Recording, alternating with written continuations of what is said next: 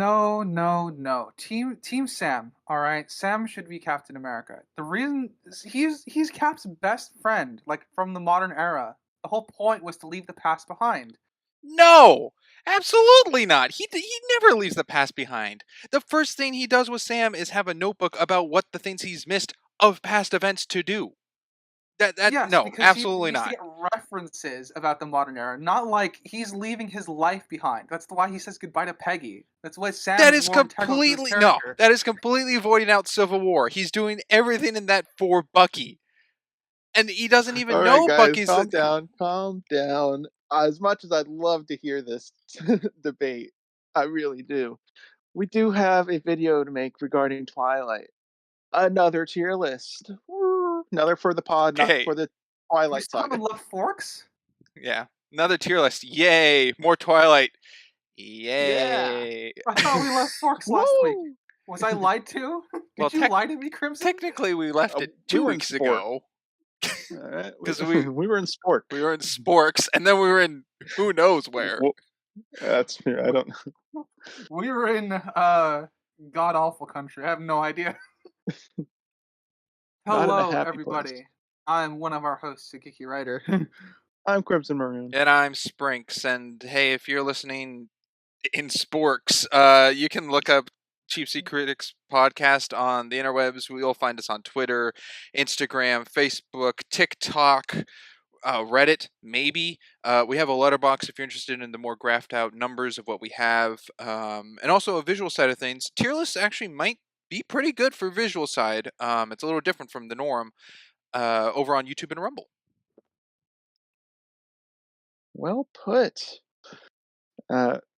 Yeah, and this tier list we agreed is revolving around characters and how we like. It's like a sinister thing, right? Where it's It's like the objective, Harry Potter thing. subjective, where we put them. Yeah. Yeah, it's all encompassed. But you did ask Crimson out of the pod a specific question of, are these characters being limited to the world themselves or everything encompassed in general, like of all media? Like, are we connecting like Carlisle to Darth Vader kind of comparison? And I think we agreed upon that it's just of the world. That way we have some presumably some spread on the list. Yeah. I mean, like, okay. It could factor into your subjective part of the character. Like, if you wanted to compare Aro to Darth Vader as a villain, that technically could work because Darth Vader obviously sets a tone for a scale on villainy. Yes, but when comparing it to someone like Darth Vader, Arrow would, I would imagine, be low on Yeah, that tier list. quite But low. in Yeah. a Twilight tier list, Arrow might be middle or high compared to the other characters within Twilight. So it would be a very different tier list. Yeah. Uh, I didn't like to see that the highest thing being a C and a lot of D's and F's. So, yeah. Oh man. assumedly, This would sorry. be the first time we could have done that. This would be the time. But we went for variety, potentially. Yeah. Central variety. Also, unlike our Harry Potter one where we covered 50 characters, this one will be covering 30. So a little For the less. sake of our sanity. And I think it'd be very difficult to find 50 characters in this. Oh, we could find 50 quote-unquote characters. Yeah. There's going to be points where we're just pulling, like, background characters, though. Yeah, the diner lady from the first movie. Yeah, or the guy who was a creepy Santa Claus. Yeah. Or Tyler. He's the character? Hey, you agreed that he had some in that character first movie. development. He was definitely there for a movie. Well, he wasn't in the other ones because he was in jail. And the parodies omitted him entirely. I think that's about it. It's the list of the 30 characters is going to go alphabetical from first name. I currently have a handwritten list of where I would place my characters. Crimson, That's do you do? Ryder, you don't, which is like the Harry Potter No. one. Okay, Yes. going in kind of blind. Okay, cool. Any other clarifiers? Write in the comments where you would put some of these people. That's true. I don't think we're None of these characters should go in NA. We know who all these people are. Yeah, we know who all these people Okay, and then Not applicable. the last thing, Yep. what we did with our Harry Potter one, at the end, we each get to move one character one tier. Yes. Yeah, well, I forgot what we called it.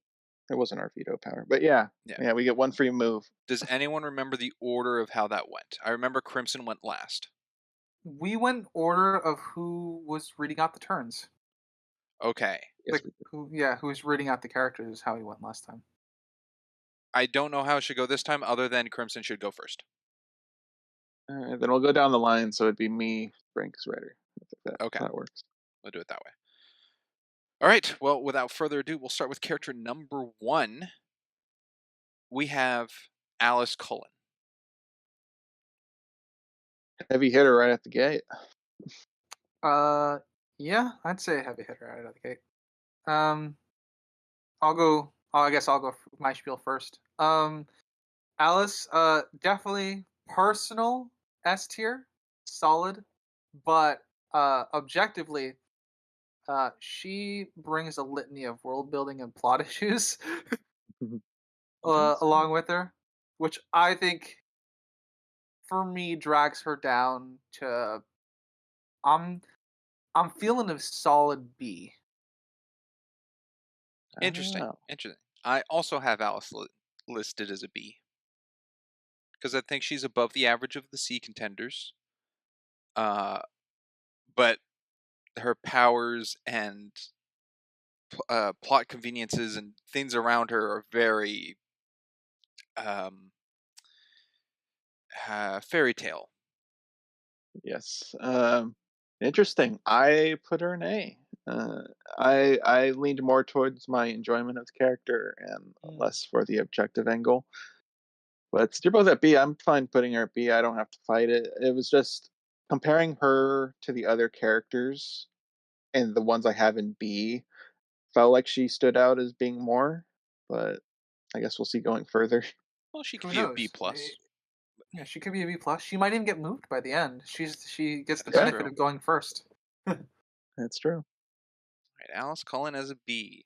Next up on our list, we have Angela Weber, or Weber, however that last name is pronounced. And for those who don't remember the character, this is Bella's friend. Yes, This is Susie Crabgrass. part from of the high SFI. school 4. Yes, There was an argument at one point that she should have been the person who died to raise the stakes in the film franchise. Well, my argument for Eclipse, it could have been any of those 4 at that point. I feel like I guess if I were the writer, I would have picked Angela, because there was already a cut. Yeah, there was more for her, and there was a cut scene for her in the extended version where she and Bella were actually spending time studying together in her room, showing that they actually spend time together outside of school. And they cut it. And they did, which is a shame. Well, I have Angela as a D, because I don't think she gives a lot or does a lot at all in the movie, and kind of more side stuff than Mike and Jessica, which I think have a little more weight to Bella in scenes throughout the franchise, than Angela and Eric. But her presence isn't horrendous. Like, it's not bad. I see it as like she's there to kind of give fluff to the group, and she's actually nice to Bella opposed to Jessica, which is why I have her not an F. Interesting. I'm at a C. And the main reason is, for me, is because even in the first film, as you say, she's there to be nice for Bella, but she's also highlighting one of Bella's other unique traits, is that Bella's not like other girls.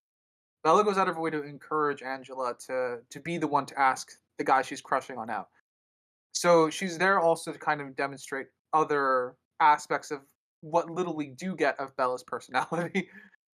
And while she doesn't have a big role in the franchise, I do think she does what she's supposed to do as a character most of the time. So I'm at a solid C, which is passable, I suppose. Okay, And I don't hate her, I guess, unlike Jessica. Well, to you, the standout of a scene in the first movie carries the weight of her being average throughout the franchise of her appearance? It can be. That's how it can be for certain characters. Well, you I just brought up the mean, scene in the first one about yeah. asking out the guy. Okay. Here's an equivalent example, and this is super unfair to do this considering this is Twilight I'm talking about. I'm gonna talk about Boromir from Lord of the Rings. Really only has a presence in the first film in the theatrical editions, but his effects are still there for the rest of the trilogy. So it definitely can come down to a specific scene for a specific character. Oh, Mind you, I'm not saying the flashbacks are only in the extended? yes. Oh. Yeah.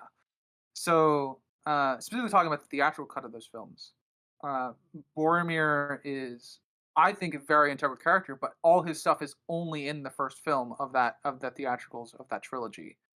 So it can very much come down to specific scenes of a specific character can affect their presence in the rest of the franchise. Especially when the Um, characters' appearances are quite limited. Yeah, that yeah. is a good pitch. But the difference between Angela I see is that Angela is in the rest of the franchise and doesn't just like disappear like Tyler. And she's just Mhm. not given anything to do for the Yeah, rest. and obviously the difference between Angela and Boromir being that Boromir is an extremely well fleshed out character, obviously more in the extended, but also in the theatrical as well. Um, so that like Boromir would be higher on my tier list of as an example, but this I would still put her at C for me. Sounds like you're going to be a deciding vote here, Crimson. Well, I am on Team C here because I have more characters in D that I would not see in line with Angela. That is my reasons, and we'll get to those characters I have as D. And I guess maybe could have arguments for going forward. All right, that makes Angela C then. Next up on the list, we have Arrow. C Arrow from the podcast we covered, and No, not whatever Oliver season that was. Queen. Arrow, the Volturi leader, Italian dude. Oh, Is he oh yeah, Italian? I don't the even know. vamp guy. Yeah. Um, the implication. Well, funny enough, a lot of vampires have their origin in Italy. Even Wallachia is supposed to be in Italy, and that's you know specifically tied to Dracula and stuff like that. So it kind of makes sense to a degree that the Volturi would have an Italian origin, but it's not really confirmed in the franchise, at least in the films. But they do live in Italy; they're based there, so I guess it wouldn't be hard to presume that they are Italian. Yeah, I agree. I guess I'll start with this one with Arrow. I gave Arrow a B, even though he's kind of just dropped in here and there throughout the franchise and doesn't have much of a presence till the final movie. He is there for Breaking Dawn as setting him up to be a larger threat, and I think they did a decent job with his presence of not knowing what he's going to do. He's kind of a wild card, but also has some sternness to him, some structure. So I think B's okay. Arguably has a better presence in the extended versions of the franchise. Presumably, I haven't seen it. I Well, I think they also built him up enough for a B. I agree. I also have Arrow as a B, because he's actually an overarching villain introduced in New Moon, and opposed to some of the antagonists in these films that come in the third act of the film and don't do much. And I do like in Eclipse that he's not shown. I guess maybe in extended, but he's not shown, and we just see his lackeys doing things. So like, still a presence of him looming without actually seeing him. Yeah, and that's always important that your villains can extend their presence or reach, like for the other characters to feel even if they're not in the film. Like you still feel the weight of the Empire, even if Grand Admiral Tarkin isn't on the screen. You know. That's true. He also took down, not Tarkin, but Arrow also took down Carlisle in one hit. Pretty strong guy. That's true. He dreamed he took that arrow. That was based on reality. That was a real future. That was a real That was future. averted.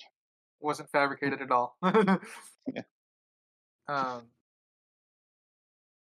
I think you guys kind of swayed me. I've been bouncing between B and C in my head. I think I'm leaning towards B as well. Given his overall weight in the franchise. Um,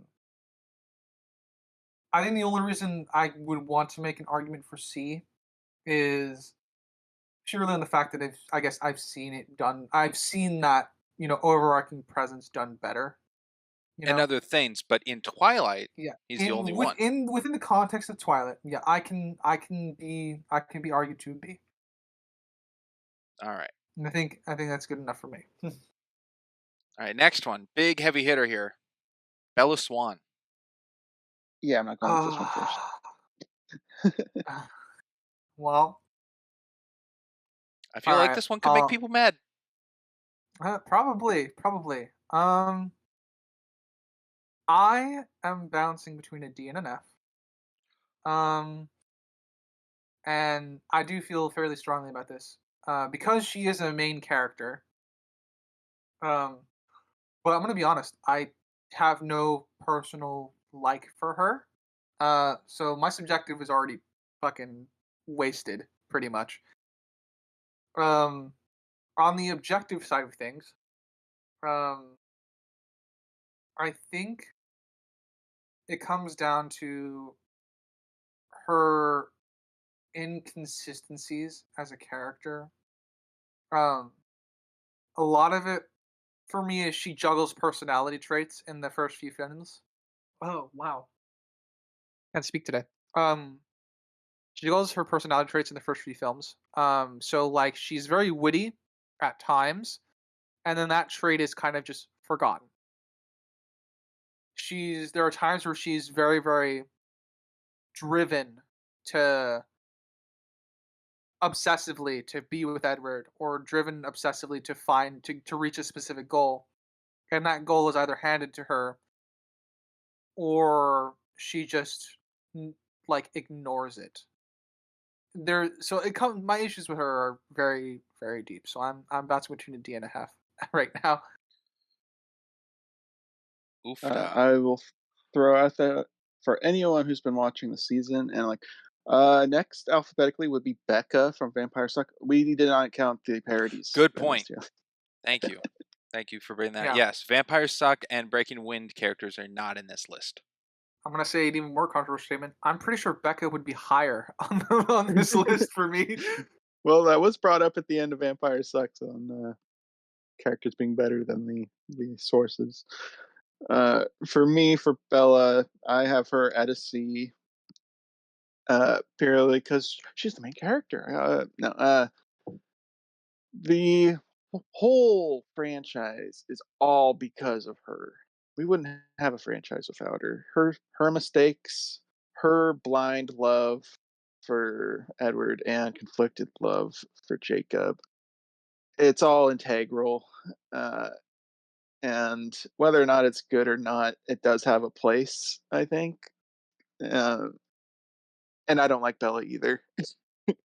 uh, so I feel like C is fair, but I could be talked down to a D potentially. I think F's too much for Bella. All right, could you be talked up to a B? Because that's where I have Bella. Bella for B? I have Bella as a B because she is integral to the story of this franchise. And I could see a lot of fans being like, oh, easy S because of that. But she is so dumb in situations she does that has it dragged down to a B for me because of the situation she goes into.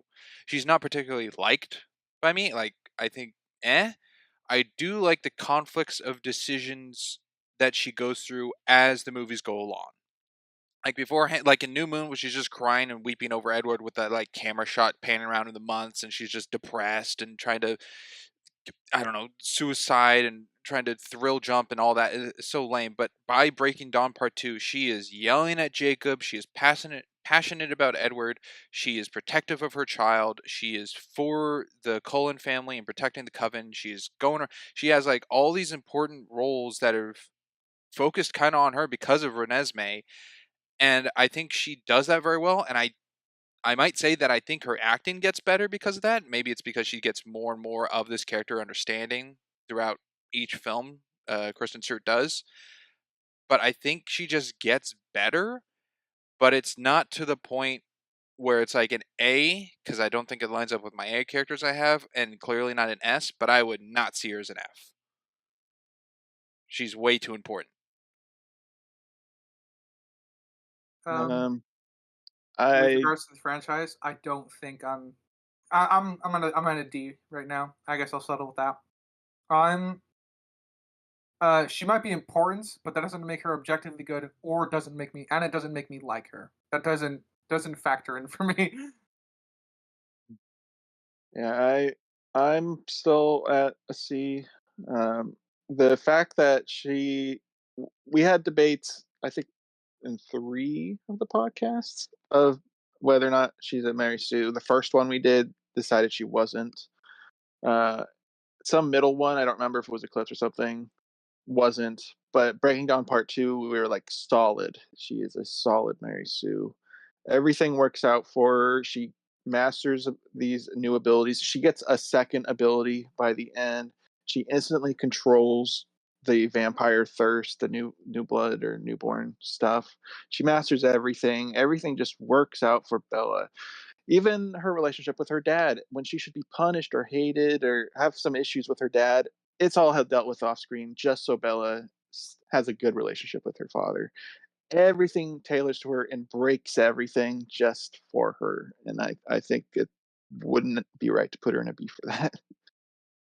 Oh, I suppose then that average makes it a C. Yeah, I guess I would. Next up on the list, we have Billy Black. Billy B. Black. Is his middle name B? No, Okay, cool. I just said that because I have him in B. uh, I'll start. I have Billy in B. Uh, and I'm sure that's probably high on some list, but I had him at the same level or more than Bella actually because he didn't irritate me. The only thing that irritated about me is his lack of relevance going forward. I don't even think he was in Breaking Dawn Part 2 other than the credits. Uh, so he wasn't offensive to me in terms of being annoying. He had great relationship with Charlie. He took in Bella even though she was with the enemy, in air quotes, welcomed her to his home.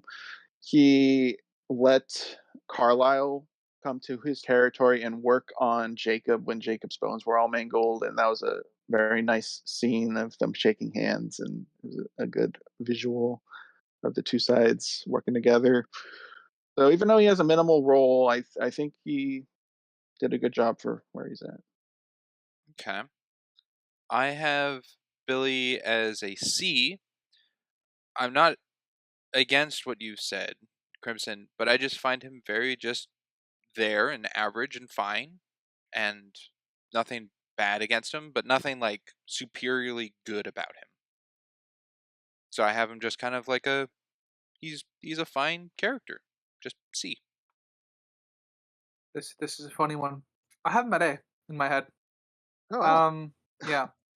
So I feel like this is going to be averaged back to B. And the reason for that is one, I actually like his character. He doesn't have a lot of uh he's not integrally important to the franchise, but he is our direct tie for some of the best aspects of world building that Twilight has to offer in terms of its concepts, which Crimson you brought up them in letting Carlisle come onto his territory to help with Jacob to help put Jacob's bones back in place. Um, it's implied that's never really been done before, and it's for me that's a very culminating arc moment for Billy because I get the impression that Jacob brought Bella to listen him tell the backstory of their tribe in order to help avoid to warn off the Bella from dating Edward too hard because they've had long-standing issues with vampires as a whole, and the Cullens being an exception because they have a long-standing treaty. Um, I love his relationship with Charlie. I think it's probably one of the most wholesome relationships that's in the background of these films. Even if we don't get to see as much of it as I would like, I think what we get of it is honestly some of the best on-screen chemistry that we could get. With them just playing around in the background, like I guess in the first film, with them just like playing around in the background, and while Bella and Jacob reintroduce themselves to each other. Um, Them hanging out to watch baseball games, yeah, stuff like they that. they clearly spend a lot of time together, and while we don't necessarily see all of it, there's enough of it that's there to imply they see each other all the time. They're that to the, they go like he goes on. They would go on fishing trips together, and if he's not going with Billy on fishing trips, he's going on it with his with friends of Billy.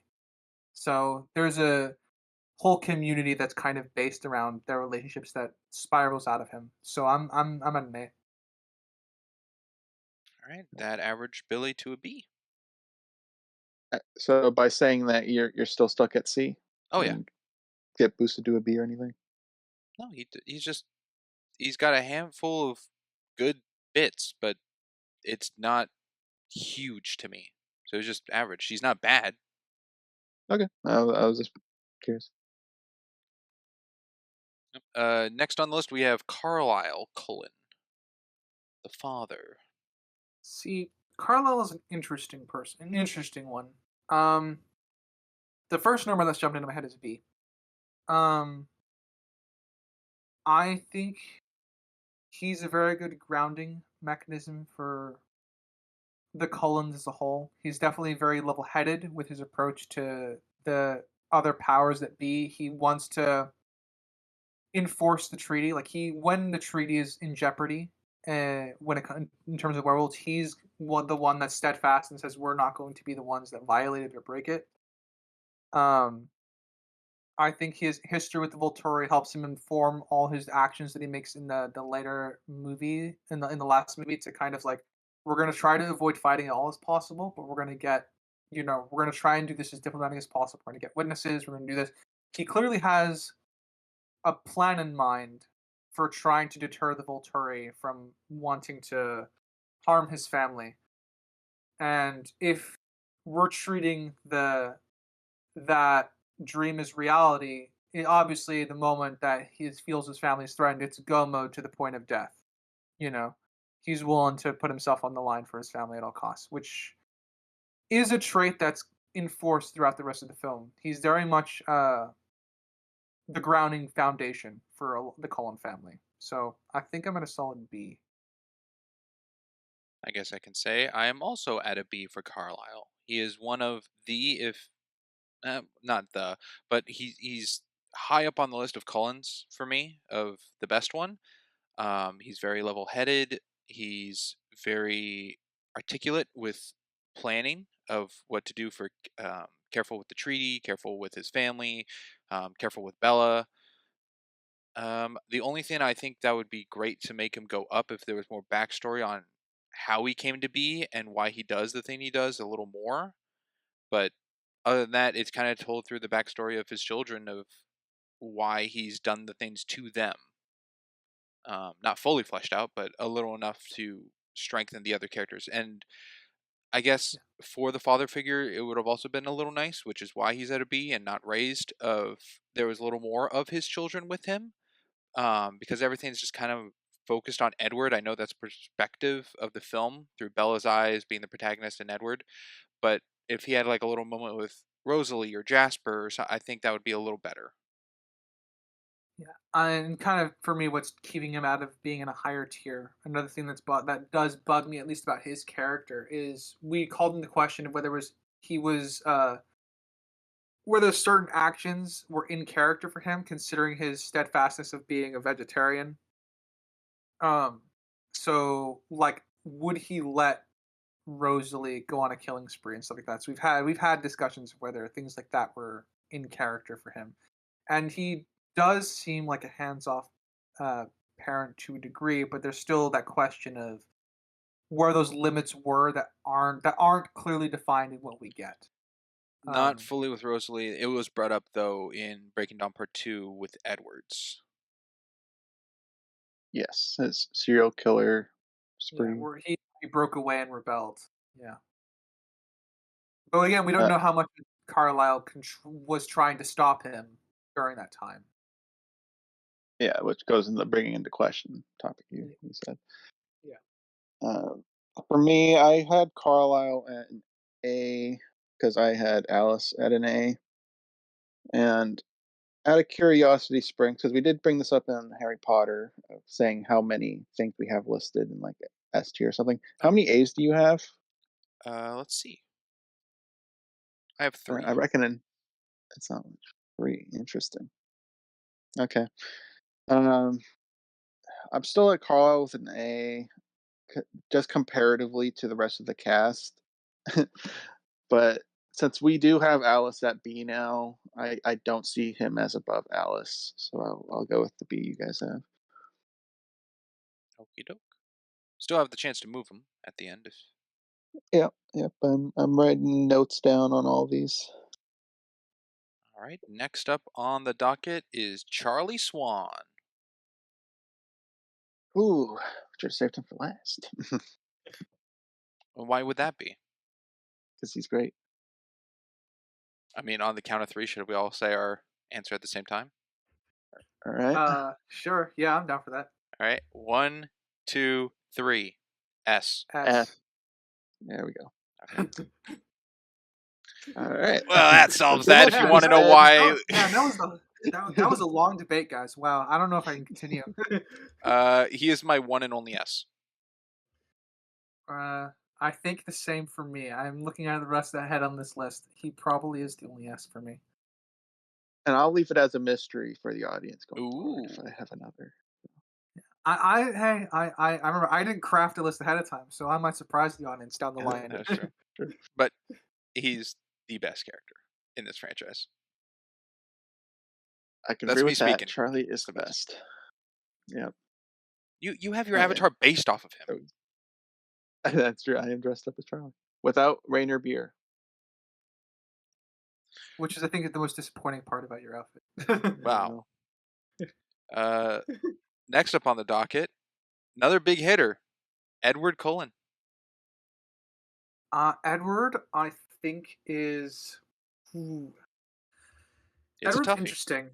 Yeah, I'm gonna say that a lot. He's an interesting character, interesting thing to do on a tier list. Because I'm bouncing between my subjective, which is I can't stand him, and my objective, which is I don't think he's a great character. He's a passable character. Um, within the Twilight franchise, and with what we've placed certain other characters now, I think I have him at a C. Um, to kind of match where Bella is. A lot of what issues that I have with Edward is his first of all his inconsistency with his powers bugs the shit out of me. His inconsistency with not glittering in daylight. That's not necessarily his fault, but you know he's the poster child for the vampires, so he gets a lot of the blame for it. Um, character wise, um, he uh one of the reasons he and Bella are so great for each other is he makes constantly a lot of really dumb decisions that enable the plot to go forward and allow like it's his reasoning more or less that allows James to get to Bella.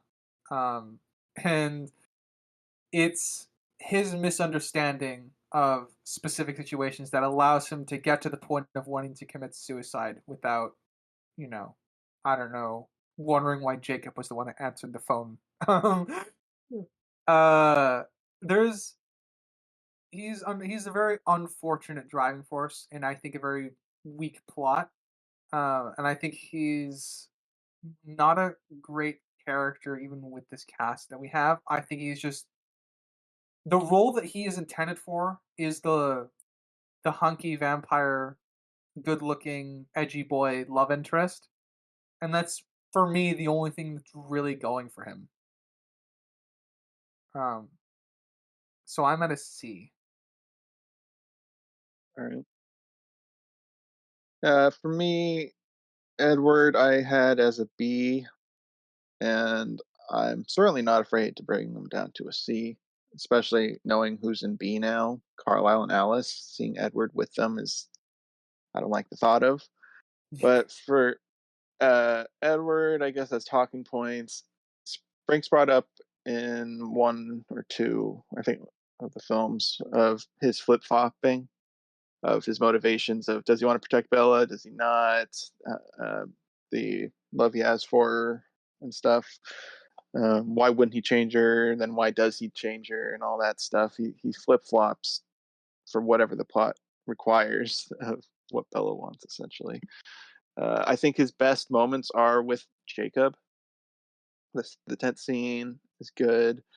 The uh, scene outside of the wedding, yeah, where Jacob was late, decent. He was barely involved, but he was there. I just think he's best off Jacob. Any Bella scenes are just very cringy poetry garbage, Yeah. Might I and add that one goes towards my additional? subjective. Mhm. Yeah, might I add one additional note real quick. I actually one of the stronger scenes with him is I actually like when he finally thanks Carlisle for an amazing life in uh, Breaking Dawn Part Two. That's supposed to be the culmination of his arc, which is wonky, but I do appreciate it in concept. Mhm. Yeah, that's good. Uh, but yeah, I don't have much to say for him. I don't find him as much of a character as he should be across these 5 movies. It's more of he's just Bella plus. You know, he's just a side tangent of what Bella needs or wants, and he has less agency as an individual character. So I'm down to a C now from my initial B. That's where I'm at. Okay. Um, first thing I'll put out is that I'm going off of my note written, and I'm not looking at the list we have so far and comparing it to the list we have. That's what we did Um, for Harry Potter. well, I I guess I could, but at the moment I'm not. In my notes, I have Edward as an A. However, thinking about it a little more and what has been said, I'm fine bumping him. I have him kind of now in my head as down as a B, mostly for the amount of what he doesn't do really in the first 2 films of Twilight and New Moon. I mean, one could kind of say he's not in New Moon. All the stuff of projection is just Bella's thoughts of what Edward would say because he can't read her mind and he can't cast visions or anything. So that's just Bella and her own mind talking to her. But I I think he definitely is a character that is a huge gradual incline.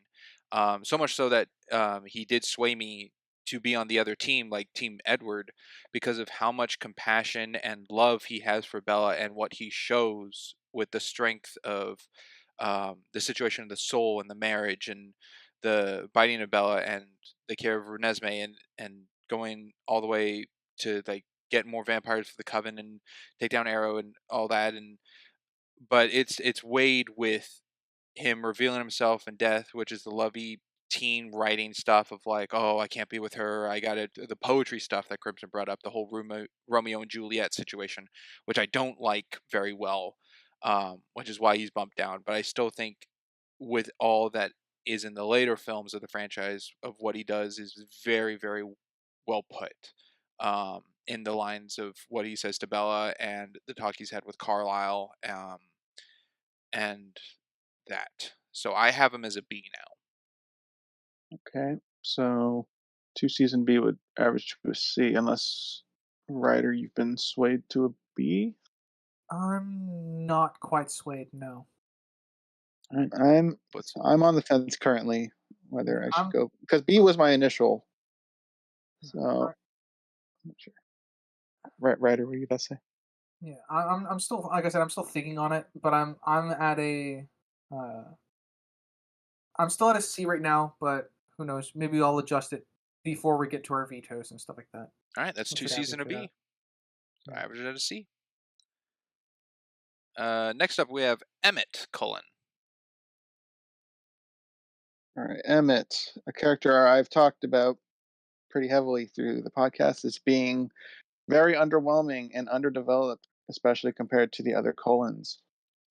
and for that reason, I have him at a D. Uh, he doesn't really damage anything other than he's supposed to be the tough one, and every time he has a feat of strength, someone outdoes him or he just fails.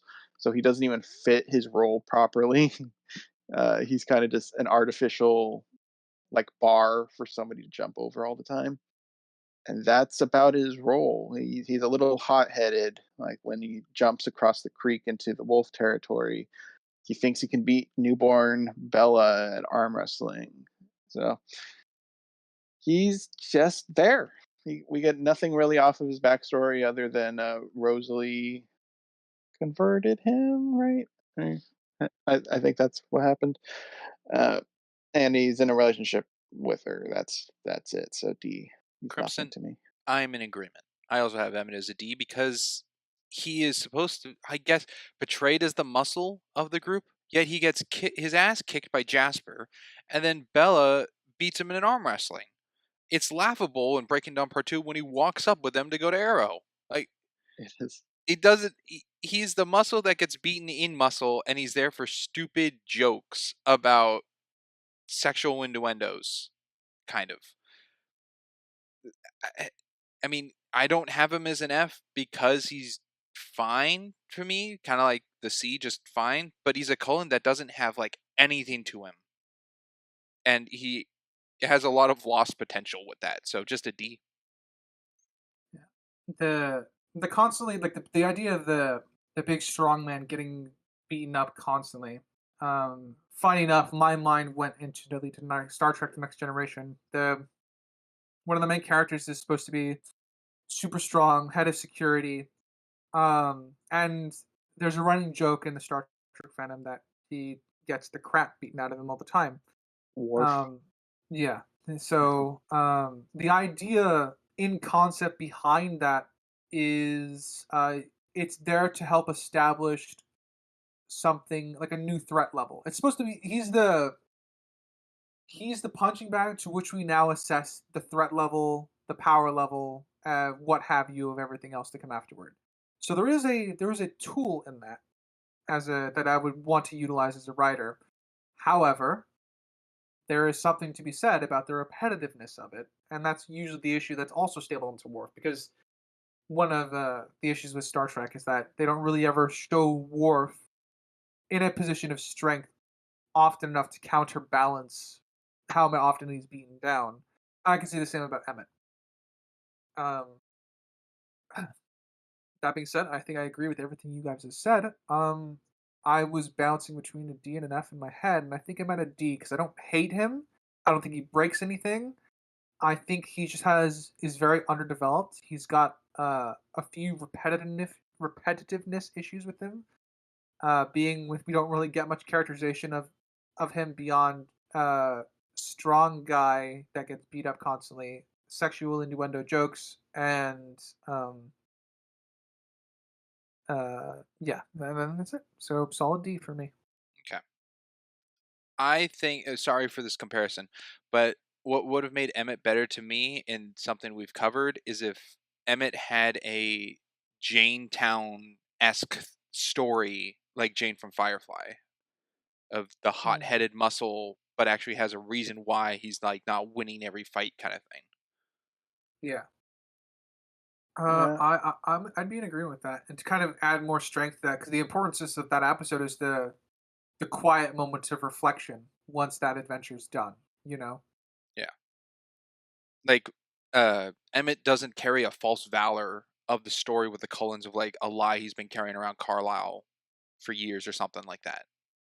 I think the To our only knowledge. correction I have Yeah, I think the only correction I have to make, I don't think Rosalie changed him. I think Rosalie just happened to fall in love with him because I think he was already a Cullen. I, I don't feel know like where I that remember lines up in the Cass story. talking about that as a thing, but it There's doesn't really change anything there's for me. yeah, Either way. there's not really So, much in the story to go off of. I just don't remember hearing that in the story.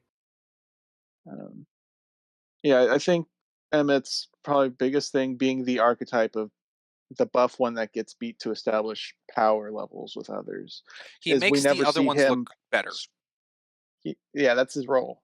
but we never see him as actually strong. He's just perceived to be the strong one. We never actually see him do anything, which I think compounds his worthlessness Even in the as a fake character. fight in Breaking Down Part 2, does he have a scene or something where he's like just demolishing people? Yeah, No, he's got a Isn't that couple one in point there. where he like and he punches headbutts someone's head someone. and it shatters? He headbutts Yes. someone and shatters. That's his That's it. biggest role in combat. It's a shame that didn't happen. I think I Well, talked about all the character content that was cut out of that fight. Well, the headbutt was from Eclipse during the New Bloods. the New Blood killing. Fight. That was the Uh, headbutt scene. That one, because I had issues with his head cracking when he did it, and we had a whole talk on that. So yeah, Emmett D. I think we all agree. Okie dokie. Next up on the list, we have Eric Yorkie. Easy F for me. Just get him out of this movie. Worms. Get him out of the franchise. He does it. Get those worms. There's no purpose for him. Just what he does, give to Mike.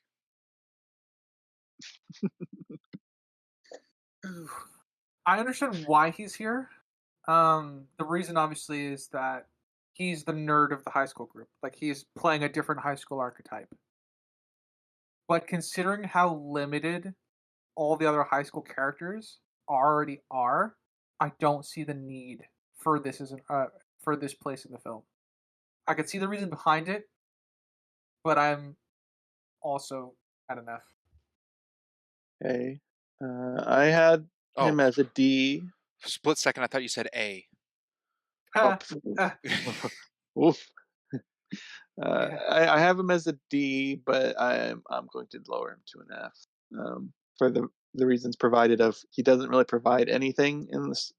I think the most he does is he introduces Bella to the school, But and that could have been that's Mike. his. I know that's why I'm at That an F. couldn't I mean, that couldn't that's even his been biggest Alice role. because that could have been any character that introduces him to the school. Well, it couldn't have been a Colin because of the whole Colin introduction things, but it could have been any of the other friends. Could have been in the friend Angela. group. We don't see Angela until the lunch table later.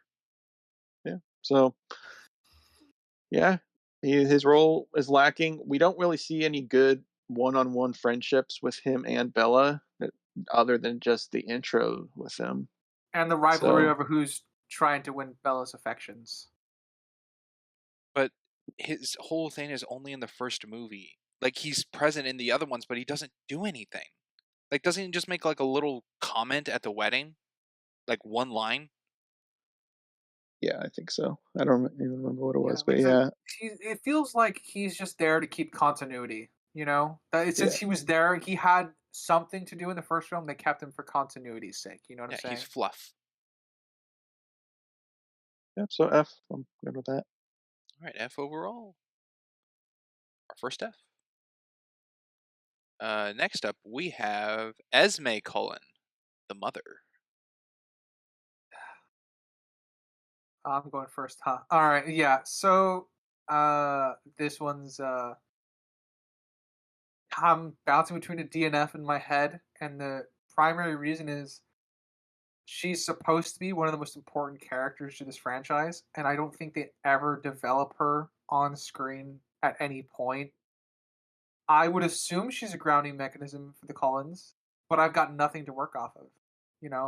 Even Carlisle gets his moments to prove that he's a grounding background character for the Cullens.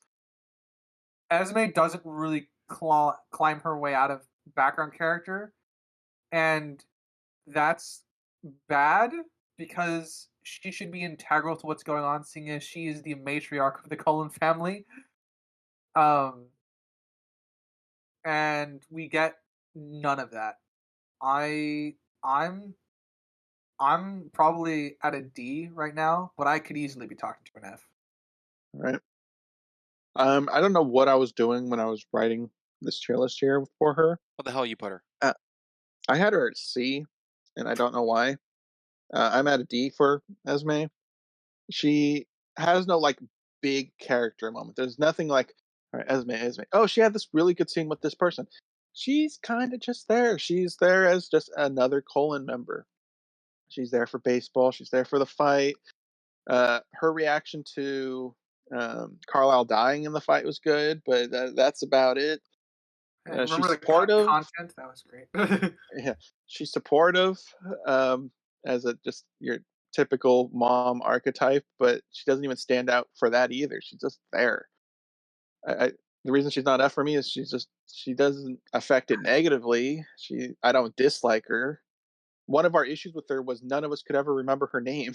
She was uh, so D. Fine. Now, I don't want to contradict myself with what I've said earlier of why I've put some characters in C just because they're fine and eh. I have Esme written as an F because she doesn't do jack shit. She's just there. She's, as writer said, the hierarchy of the Colon Coven, and she's just present. We didn't get her name until Eclipse, where it clicked for us. Her most memorable scene is handing out sandwiches to werewolves. She doesn't do anything. And it's It's an overall disappointing thing for a character, being how big she is of the Colon family, like the mom, and Carlo getting all these bits making him better, and she's got nothing. Yeah. The only other scene that I could think of that's hers outside of the baseball stuff, and seeing how she interacts with her family, is that I think she's also the one responsible for them trying to actually cook for once and use the kitchen to when Bella's coming over for the first time. Obviously, True. Bella's already But eaten, they're all but cooking. but it's implied that Carlisle and her are the reason they're all cooking. You know. I agree with that. Yeah. um, which I think is it's not a lot. She really doesn't have It's much not going for her. Like I said, I'm at a low D here. I'm not. I I'm at a D because I don't hate her or Yeah. anything. Do you got Uh, anything to convince me to F Spring? Like I said, I'm willing to go to F. I just don't know if I have anything It's just else she in my doesn't head. do anything. Is for me. Yeah. There's no like talk of story, not like this is what it's like to be a vampire mom to Bella while she's pregnant or with Renesmee. She doesn't have a talk with Carlisle about his decisions. She doesn't talk to her children. She doesn't have a scene on her own. If she was making dinner on her own and was asking for help, like she was like handling it, like in charge, that would make it bigger because then it's an actual presence of her caring for Bella because of Edward's being Edward's girlfriend. But the whole family's all working together, so she's just another background. The baseball thing, just another background character. She's just there. She doesn't do anything big or grand or anything. Yeah. I think we've talked about this before. I need to actively hate a character to want to put them in F. You know? Like that would have to be a part of this objective stuff. And I don't think I have a lot of, it's a lot of wasted potential here that I see as objective shortcomings. Okay, that's how I see Uh, it. It's so did you much hate Eric waste. though? um Eric is a little bit different. I think the objectiveness holds him down. And I to be fair, I did hate Eric quite a bit. But it wasn't visceral hatred, it's just intense dislike. Just curious about him. Yeah. So is Esme averaged out to a D then? I think so. Yeah. Right there with Emmett. All right, up next we got Garrett. All right, Garrett's Garrett. the Garrett revolutionary fighter, is right? what found out after. That's Lee Pace. Yeah, you didn't recognize Well, we never brought it up. No, him? I didn't Lee go. Oh Oh, Pace. yeah, that's Ronan the Accuser. yeah. Oh, okay. Well, yeah, no, I knew that was Lee Pace. I sorry, I legitimately, because you're usually the actor guy, so I just assumed you knew. Well, he looks very different. He does, to be fair. He's also Thranduil for those of you who are fans Yeah. of Hobbit trilogy. Legolas's dad. Yeah, Lee Pace, great actor. For what little screen time he has, I actually think he does a decent job. But I'll. Yeah, Garrett. Once again, I don't know what I did here. I had him as a C. I'm changing that immediately. He's D, maybe F. uh, he has hardly a role in this story, like most of the additional Colon clan members that come in part two. The only thing he really has over a lot of those extras is he has this background relationship with Kate, the electric girl. And a history with Carlisle. Very limited, but it is present. Oh, we And forgot. he has Yeah. that camp. He's got the campfire scene where he briefly talks about conflicts he was involved with. So we know a bit about him, but nothing to really justify his existence within this film other than he's just an outside Cohen member. So I have him as a D. I don't think he left a big enough impact to really be anything. I like him in concept, as writer would put this war heavy character that's been kind of like Wolverine. Right? Wolverine's been in a lot of battles, but Oh yeah, this is Garrett, who is very who surface is level, not Wolverine? who is not Wolverine. Well, D for me. All right. I have Garrett as a C because I like Garrett. I think he's cool. I like his introduction, and I like the kind of weight, and he kind of gets attracted to Kate, and he's there for the battle, and he's cool. But he doesn't have much of a presence. He's way more of a character than Alistair, or whoever went to the attic or whatever. Um, and he doesn't have very much weight because he's introduced in the last movie. But I found him. I do like him subjectively, but it's with everything included and everything. Just a C, just a fine. This man is very much carried by my subjective like for him. I like a lot of the concepts they toy with him. I agree. He's very, very underutilized. I mean, it's a shame that he does have such a small role and has such a small impact on the franchise as a whole. And uh, I like him. It's a lot of subjective enjoyment from him. He gets a okay behind the scenes relationship. I wouldn't hate it, which is funny for a romance franchise. That I think I prefer that relationship to a lot of the main ones. um, but yeah, I'm gonna C as well. All right, 2 C's and a D. Well, can I do one little tack on here? Oh, absolutely. Maybe make a difference here. One of his core traits is he's this really good soldier, this good fighter. In the fight, he's not even like really focused on. he's he, he's not in the fight. He's like a background fighter. There's no scene where he's going through like 5 Volturi in a crazy fashion, no tag team. His core trait isn't even utilized in the big fight. Did that also Yeah, kind I of attribute that happen with more of a fault. Jasper? Is that more of a fault of the film or the character? One and the same. It's how they utilize the character within the film, and that's what we're judging characters off of. That is a good point because that's what I said about Esme. I still think that makes it fine at C because he's still present. We don't see him just standing around doing nothing. Esme's present during the films too. Yeah, but she's standing around doing nothing. He's standing around doing something.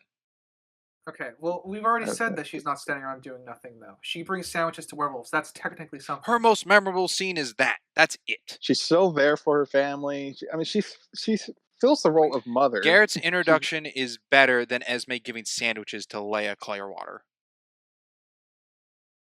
I disagree. I feel like they're very even in that regards. They have their roles, and I feel like he actually didn't perform his role as the fighter. I'm not at a D yet, Crimson, but you did move me. Like if I could do like a C minus, I would put him there. Right. um, Garrett at C. That's Could still be moved. yeah. We're gonna have a lot. I think I get the impression there's gonna be a lot of options for this one. Next up on the docket, we have Harry Clearwater. That's for me, the pitching. I have Harry Clearwater as a D because he has a little presence of something, but not really anything. And I could be easily talked into an F. That's about it. He's only in one movie, right? No. He's in the background of the first one, and then he has more of a presence in the second one. Oh, okay. He's forgettable in the first movie. Had to look him up to make sure I I'm speaking the right character. He's the I one think that he had Victoria one line in the Yes. first one. attacks her, right? Yeah. Yeah. Attacks in the woods. He gets like a heart attack because of it and dies. Cardiac arrest, as they put it. At least you didn't die of a broken heart. But let's see. You said he was at a D Springs. Yeah, but I could be talked could into be an F. talked to an F. Hmm. Like, what weight does he hold? All the weight he has is off screen, and I fucking hate that. I think that one actually bothers me more than Garrett, so I'm at a D. So the thing, I guess, is since Garrett's the most recent one, Garrett's you don't have to see the fighting technically to know that he's a good soldier, but for this one, he's essentially what removed Charlie from the film, and I think that's more of a detriment to that fact, and is also the reason that like his death spurs the really dumbass reason as to why Edward wants to kill himself because Jacob answered the phone. Um, so I have a lot more objective issues, particularly tied to Harry Clearwater's death. I don't have so that's a lot of the objective issues surrounding him. Subjectively, forgettable, but I do like the few scenes we get of him in terms of the world building, which is he's trying to cover up the wolf tracks. He's trying to help keep that part of the world separate from Charlie. So there is some things here that would keep him above F for me. So I'm in a D. All right. I had Harry at a C because I do think his death did have impact on Charlie, as limited as it was. We talked heavily about how it could have been way better. Like if he was bitten and was turning, and Jacob, presumably, we imagined the werewolf there was Jacob because of the color of the fur. So having Jacob tackle killing him before he turns or something, that would be a good potential. That never happened. So subjectively, I would love that. Yes. But his presence of his death, as minor as it is, it did affect Charlie. It didn't affect him visually nearly as much as the Santa from the first film, but As much it as did it affect should have. Yeah. Charlie as Charlie's losing friends. It's more of a connection to the werewolf side because we are quite limited to the werewolves, considering they are half this franchise, the vampires versus werewolves. So more than just outside his character, he does affect one side of this conflict, I guess. So I think he's a safe C, as Sprinks has been coining it. He's not offensive. He does his job. He's there. He's fine. But is his job just a ploy? Because as Ryder Doesn't said, matter all if the it's a stuff ploy. of the thing is outside of what we see of him. And that could be tacked on of any character, just talked about. But what we do I see mean, of as him long is as they just fulfill that role, isn't that all that matters? no. That discredits the acting. No, because we just credited Arrow for having a presence even when he's not there. So Oh, we Ryder have brought pick that and up choose. with the Empire No, situation. you agreed. You agreed I with said because of the use of his the end lackeys. fight. If Yes, so Jane his and all of them presence weren't not present being in there. Eclipse. No. You said because his lackey's there and he wasn't, he had a presence. He's still not there. So it's the same thing. Where's this put Harry? I'm thinking on it still. I actually think would be okay with Harry in C. I don't. I do have some objective issues, but I don't think I dislike him at any point. I'm trying to think of why I would dislike him, and I don't. I can't find any reason to. Because D and F are starting to get toward trending towards dislike and hate. As subjectively, I don't think I dislike him, so I think I'm okay with putting Harry in C. All right, averaged Harry at C. Next up, we have Irina. Irina is the one that It's Maggie Grace. The dies. snitch. The snitch. Yeah. Man, what a great character. Introduced in Breaking Dawn Part 1 with the distrust of werewolves. Reintroduced in Breaking Dawn Part 2. Also he's there to drag Janus? Janus. That doesn't sound right. Jane? Laurent. Laurent. She's there to drag Laurent through the dirt even more as a character. Didn't appreciate that. Yeah. That was pretty much her only point in Breaking Down Part 1. She returns in Breaking Down Part 2 to try and quote unquote rebuild her trust with the Cullens and apologize to them, and makes a very, very rash judgment at first sight and sprints off to tattletale to the Volturi. So plot wise, very, very convenient. I don't think there's enough for her to even understand what's I don't think there's enough for her to even understand what's going on, like in her head. Like we don't get her thought process on everything, which unfortunately, because she's such a driving force behind what's supposed to be the climax of the entire franchise, it makes that all feel worse, like in comparison. And in terms of personally, I don't think there's, I don't the stuff I don't like about her is what she does objectively, like to the story and to other characters like Laurent. But it's not like a personal dislike of her personality. So I'm at a D for Irina. I she there's too much relying on her, and she's not good enough as a character to carry it. I think that last part was well put right there. I think the best thing she did for this franchise was die. Her the reactions of the Cullens of her death, I think, was the best part of her being there. Yeah, her being the vessel of just carrying Laurent through the franchise. He's brought up in every movie, which is crazy, except the last one, as I mentioned. I think. Oh no, he had the indirect reference of her The looking at light, the back. yeah. Yeah. So even that he has a reference in.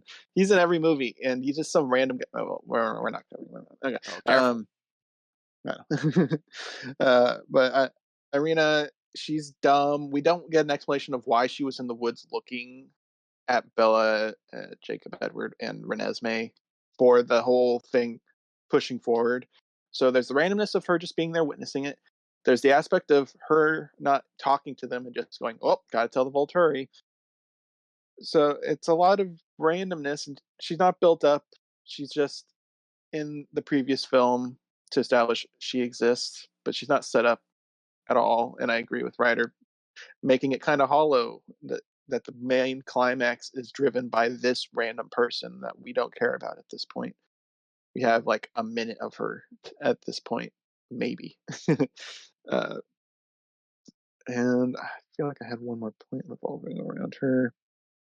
Oh, and tangentially connected to her is her death was immediately forgotten because the what if scenario where they all freak out and try to attack her doesn't happen. So, but she still died at the end of this franchise, and no one reacts officially to her death. But the Canadian Cullens take it really well. Yeah. I'm sorry, the So Alaskan Cullens. Which is where the she's official from. ending, nothing. Yeah. Yeah. Which is So I have her as a D as well. well, this will be easy because we're all in agreement with a D here. I have her a D because she's literally nothing but a spark. All she is a stupid spark. Not a guilty spark, a stupid spark. Because she sparks this whole Volturi after the child situation, which she's wrong on, and then her death sparks the start of a battle, of a war. And that's it. That is her whole presence. It's real dumb for a plot that after a wedding she should be back with her coven in Alaska, yet she's in the Washington woods overlooking for some reason. There's no story behind that of why she's there, why she was tasked there, what she's doing there, unless she's looking for Laurent.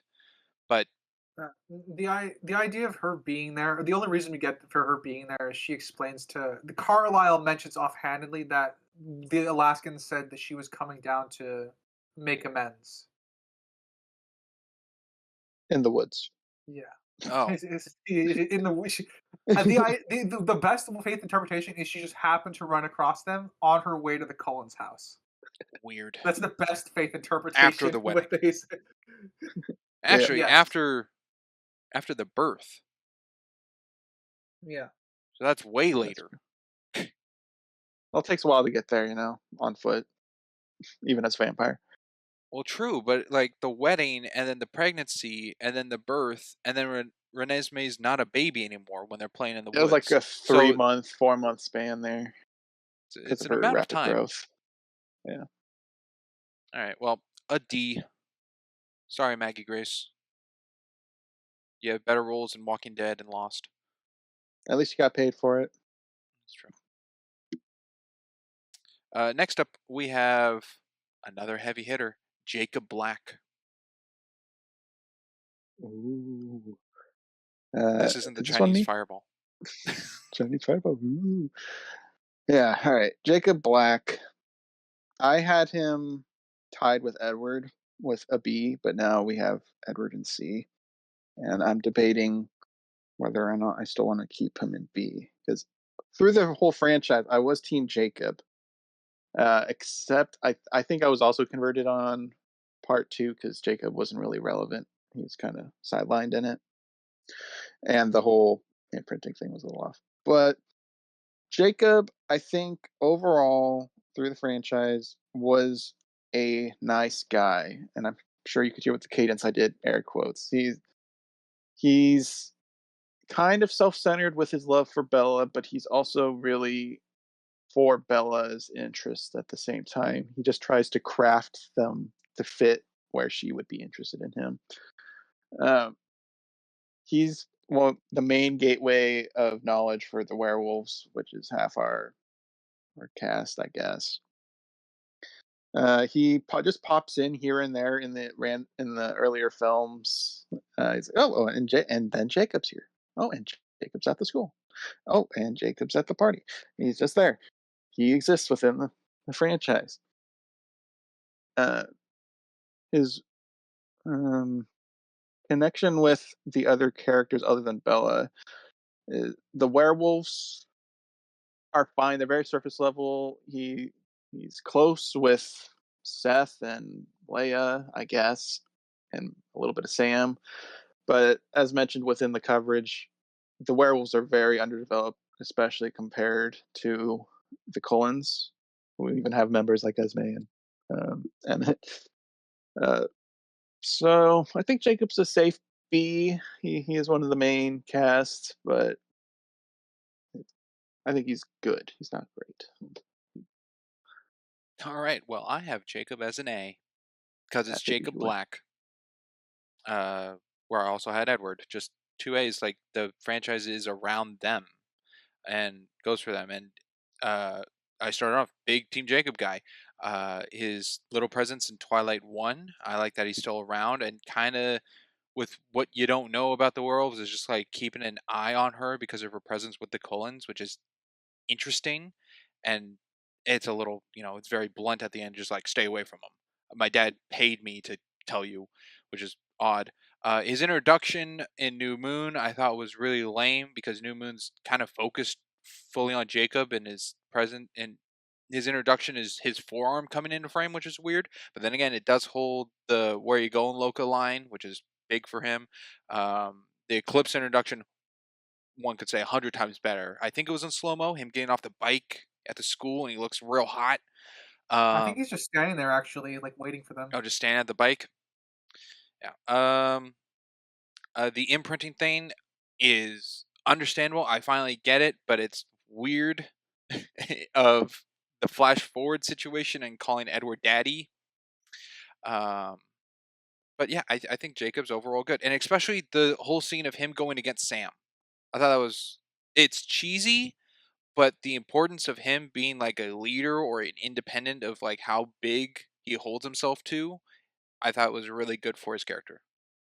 But he does get a Yeah. little crazy as the films go on about his obsession. Yeah. I was bouncing between an A and a B. And you guys definitely didn't help. No, you're welcome. Yeah. I think I'm out of B. I really like him. Um, even when he's a little bit crazy, I don't find that necessarily inconsistent with his character. Um, the objective issues that are quote unquote tied to him are less his fault and more the fault of the world around him. Like this is gonna get spoilers. Sam gets character assassinated. Even though it drives a bit of it drives Jacob's choices. And I think there is a lot of wasted potential when it comes to Jacob. But the thing I do respect most about him is that he sticks to what he believes is right most of the time. Actually, all the time. I would say he sticks to what he believes is right all the time. I don't know if I can find a place where I'd say where he broke character. Um, honestly, the reason he's at B is I don't love the character. It's mostly subjective. It's mostly subjective stuff. Because I think he's objectively fine. I think he does. I think he's great. I just don't subjectively love him or think he's a great character. So I think I'm at a solid B for Jacob. I guess any last ditch efforts to convert Sprinks? There, we going with the B. Going with the B. All right. Next up on the docket is James. Who's starting with James? I said Jacob. Oh, it's me then. Oh, jeez. James, where do I have James in my notes? Oh, I have him as C. He's just fine. Could be a D because of he's an antagonist that is earlier on than the third act of the first film, and he does hold the mantle of being the biggest out of the trio of the antagonist, especially the whole creepy camera work thing. But he's just fine for the first film, and he doesn't have anything to do. It's not Laurent. It's like Victoria's not constantly. I mean, her avenging to Eclipse is all because of James, but nothing is of like not shown like Laurent is. So he's fine at a C. Yeah, Laurent is shown as like a nod or reference. When James is, it's actually contextual to the character's motivations entirely. But I also have him at a C for the reasons listed. That's fine. He's a fine character. James is I think a good first antagonist. He's your classic vampire in the franchise. He enjoys hunting people. And he's bad at it. He's really bad at it. He's the best tracker. But obviously the intention there is still hammered home once he still gets a hold of Bella before the Cullens arrive to kill him. The thing about him though is, at least is from the writing tool perspective, he is the shell from which Victoria emerges as the main threat to come out of it. I'm also at a C for James. I think he's a serviceable antagonist for the first film, even though I think we discussed pacing issues where they were introduced fairly late in the first film. The villains felt tacked on to give us a third act. That being said, he does his job. That was easy. Yeah. Next up on the list, we got Jane. Dakota Fanning. Jane. Not that Jane. Dakota Fanning. No, the Cat in the Hat Jane. Red Eye Pain Girl. Oh yes, Red Eye Pain Girl. Thank you. You're welcome.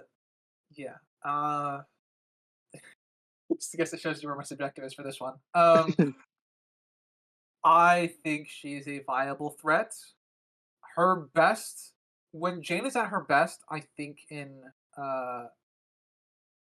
Eclipse, when she and the other Volturi are kind of supervising away from the main three Volturi, being Aro and stuff like that. She's the operative they send into the field, and I very much get a sense of that. Like she's one of the enforcer henchmen that they sent out. So she has a lot more going for her than James does in the sense of throughout the franchise. But I think what keeps her at a C for me is they don't really expand upon her as a character. Because James, we get a bunch of stuff for him to backfill the fact that he is now the villain. We don't really get much for Jane at all. She's just an enforcer. Again, perfectly serviceable. There are character payoffs tied to her that are technically removed. uh, and she's ruthless, efficient, does her job. I don't love her. I don't hate her. Serviceable for me. C. All right. I had Jane at a B. I think she is my favorite Volturi, more than Arrow, because she actually felt threatening. The ability just to say pain, or she doesn't have to say pain. She just says it sometimes, It's a catchphrase. and just catchphrase. And it's a threatening power, and she does carry a presence when she's on screen. She can make an impact. She doesn't really kill anybody, really. She kind of, in the what if scenario, she assists in killing Jasper, which was a good scene. Even if it's a what if scenario, it is what we're given in the movie, so I'm judging it as part of it as well. So I think her biggest sell is she's throughout the franchise, she is a threat. We get a little bit of her backstory with her tossing her little brother into the fires, her little vampire brother, and her mom creating the immortal child and stuff. So we get some backstory with her. Oh, was that supposed to be her parents and brother? Yeah. I didn't get that either. I didn't get that. They said it in it, but that's fine. So we get some backstory with her. We don't really get her turning or anything like that, but just a little bit of her backstory, which is interesting. So yeah, I'm B. I think she's a decent villain. Is true, that might bump her up to B for me. Then but I don't remember it. She had two brothers then? What was the other brother? The baby guy. Brother, and then were they literal brothers, or the smoke guy was her brother? Blood brother, or like Coven brother? I think blood brother. Because I know baby was blood brother. The baby one, I don't know. Yeah, okay, I guess two brothers then. I didn't know smoke guy was her brother. Anyway, I have Jane. What's the mystery? I have a Jane as a C. She feels like the right hand of Arrow, yet Arrow's right hands are Jamie Campbell and Bauer and the old man. Yeah. The funniest bit of Jane was when her powers didn't work, she's cowardice and runs away because she can't fight without her powers. Other than that, her looming over Riley and Victoria in Eclipse is menacing, but yeah, she's just fine. She's a fine Volturi. Just C. The end of Eclipse where she is questioning the Colons beating the newborns. That felt like an evil presence. At that moment, I didn't know who was going to die. I think that would have been great if they killed a Colon there, but they didn't do that. But that's subjective.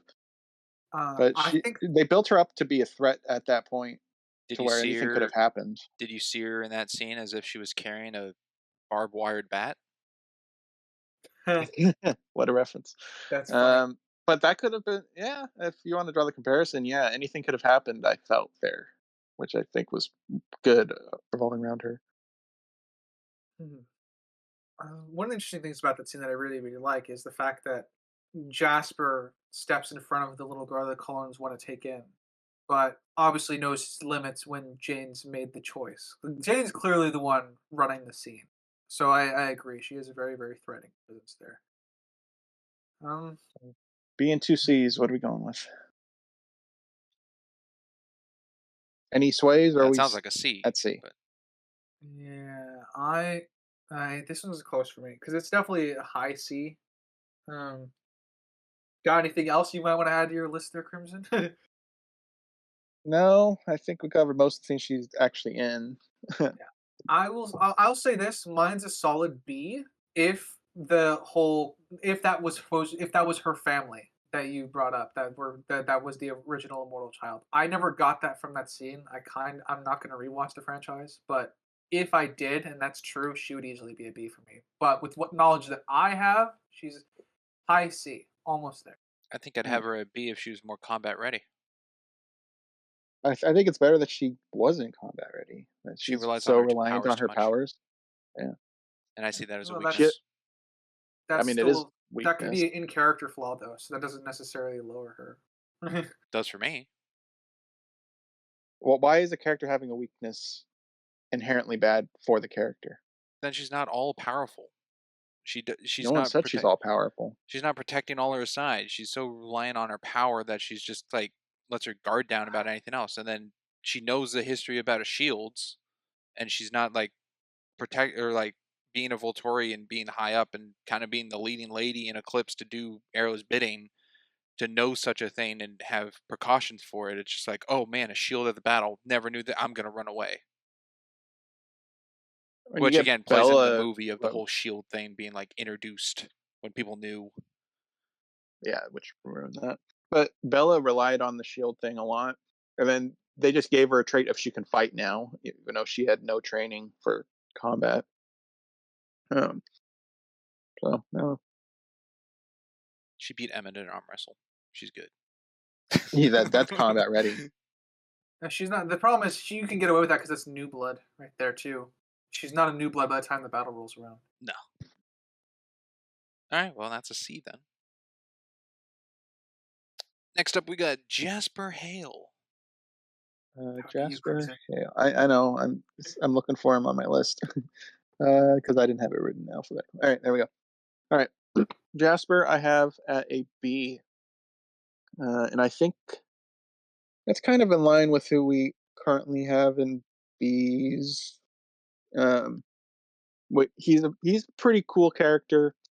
He kind of just picks up an accent to add to the backstory of him being a Confederate soldier. He has a pretty dark backstory of being converted and then training New Bloods and taking them out within a year. Assuming I got that correct, I think that's how it went.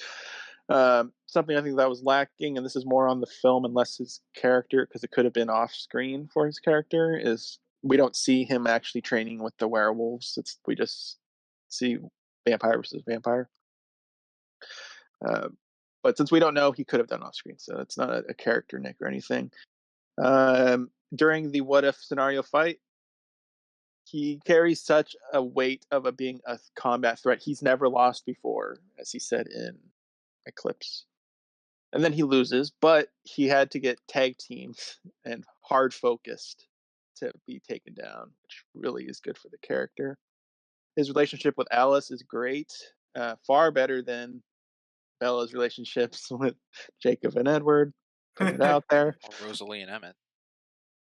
Yeah, sure. We're gonna throw that one into the ring. So I think Jasper's just good. Great. I don't know compared to some of the other characters in here. Like I had Alice and Carlisle higher, but we have them in B now. So I can't put them in A comparatively, but I'm fine with B. That's where I have them. I'm in agreement. I'm at a solid B for Jasper. A lot of subjective love for me here because I'm a huge fucking history nerd. So any character that ties to history that I've directly studied, you get subjective points from me just by virtue of that fact. That being said, Jasper's a very, very well fleshed out side character.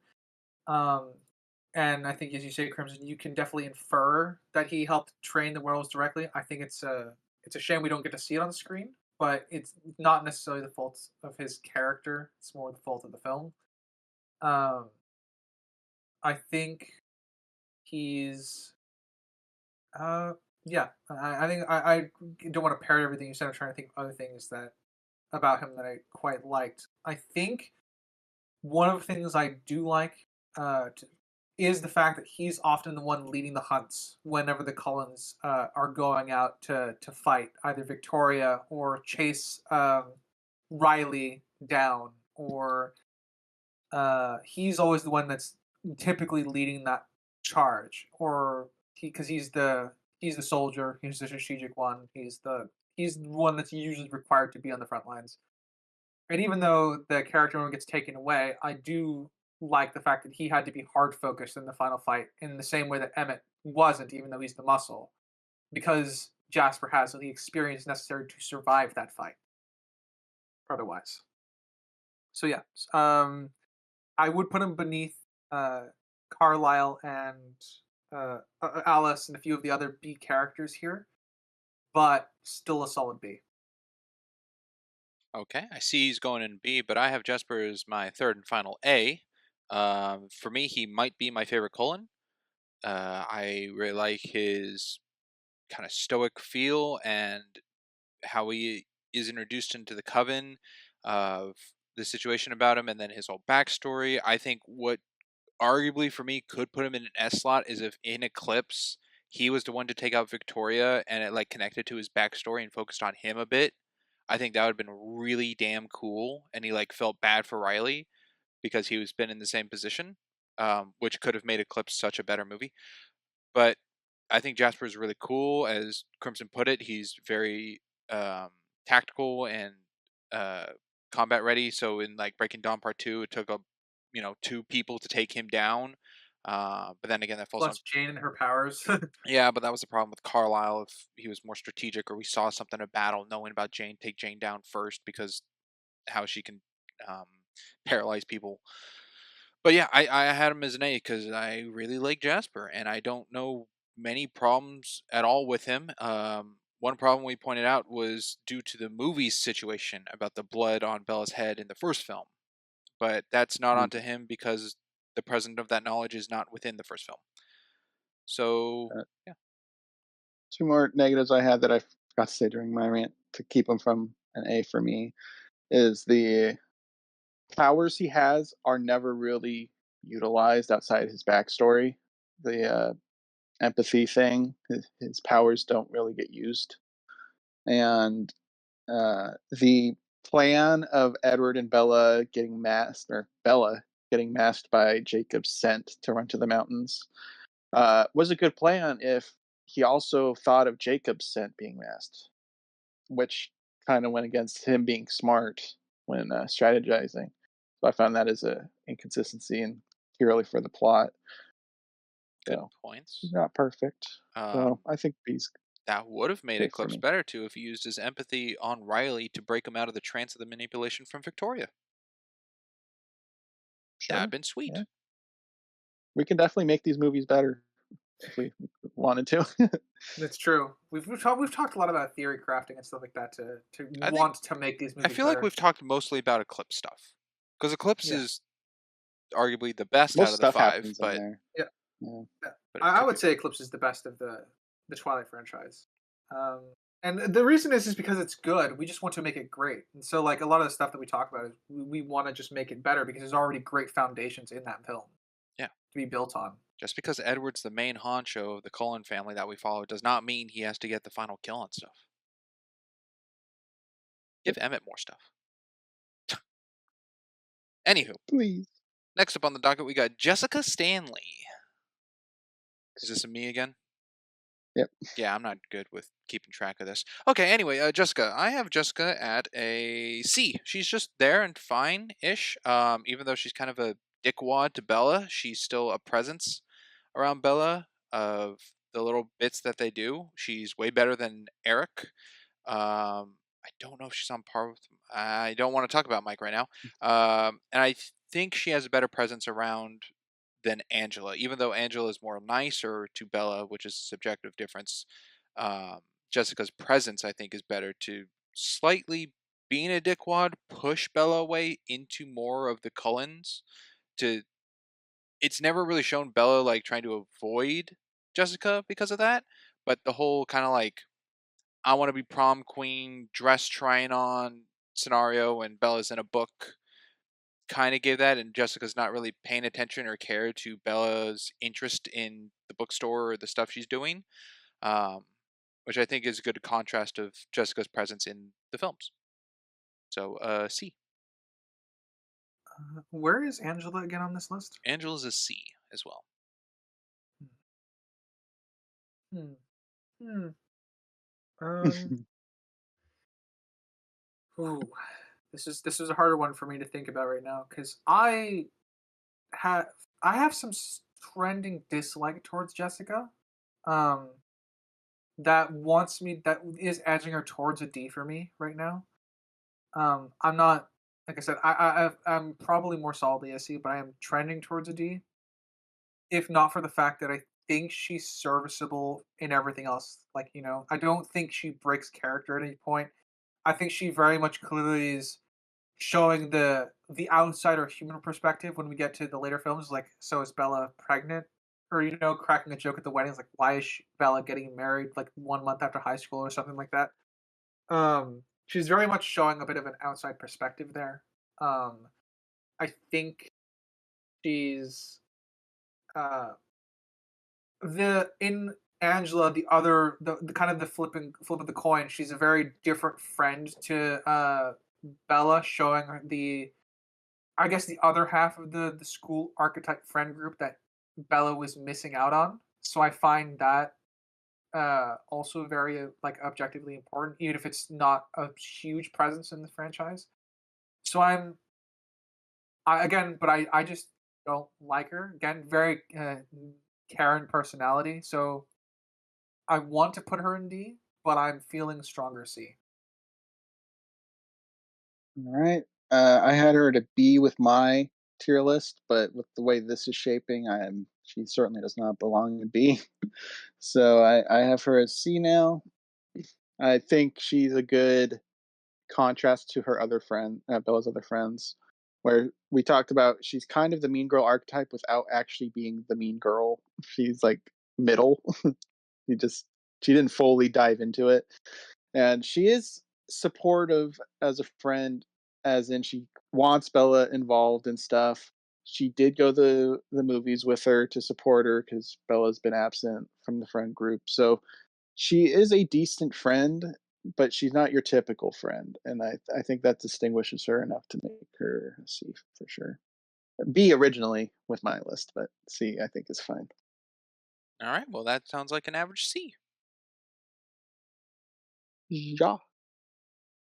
Up next, we got Kate Hale, And Kate was one of the Alaskan Combs, the right? love That interest of The Garrett. Electric Girl. yeah. So she's the head of the Alaskan Combs, I think. I don't Right? She's know. supposed to be the No, matriarch of that group.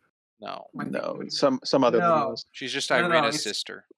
yeah. It's the I'm thinking of her mother. I think her quote unquote mother. Yeah, Electricity Girl. Has less to do than Garrett in the films. Has I think she's serviceable in everything that she does. I don't hate her. But honestly, you could cut her out and the film wouldn't be missing anything outside of the reaction to her sister's death. I'm on the That's same not page. capitalized on. It's not capitalized on at all. The only bright spot, if you can call it that, is Garrett's relationship with her.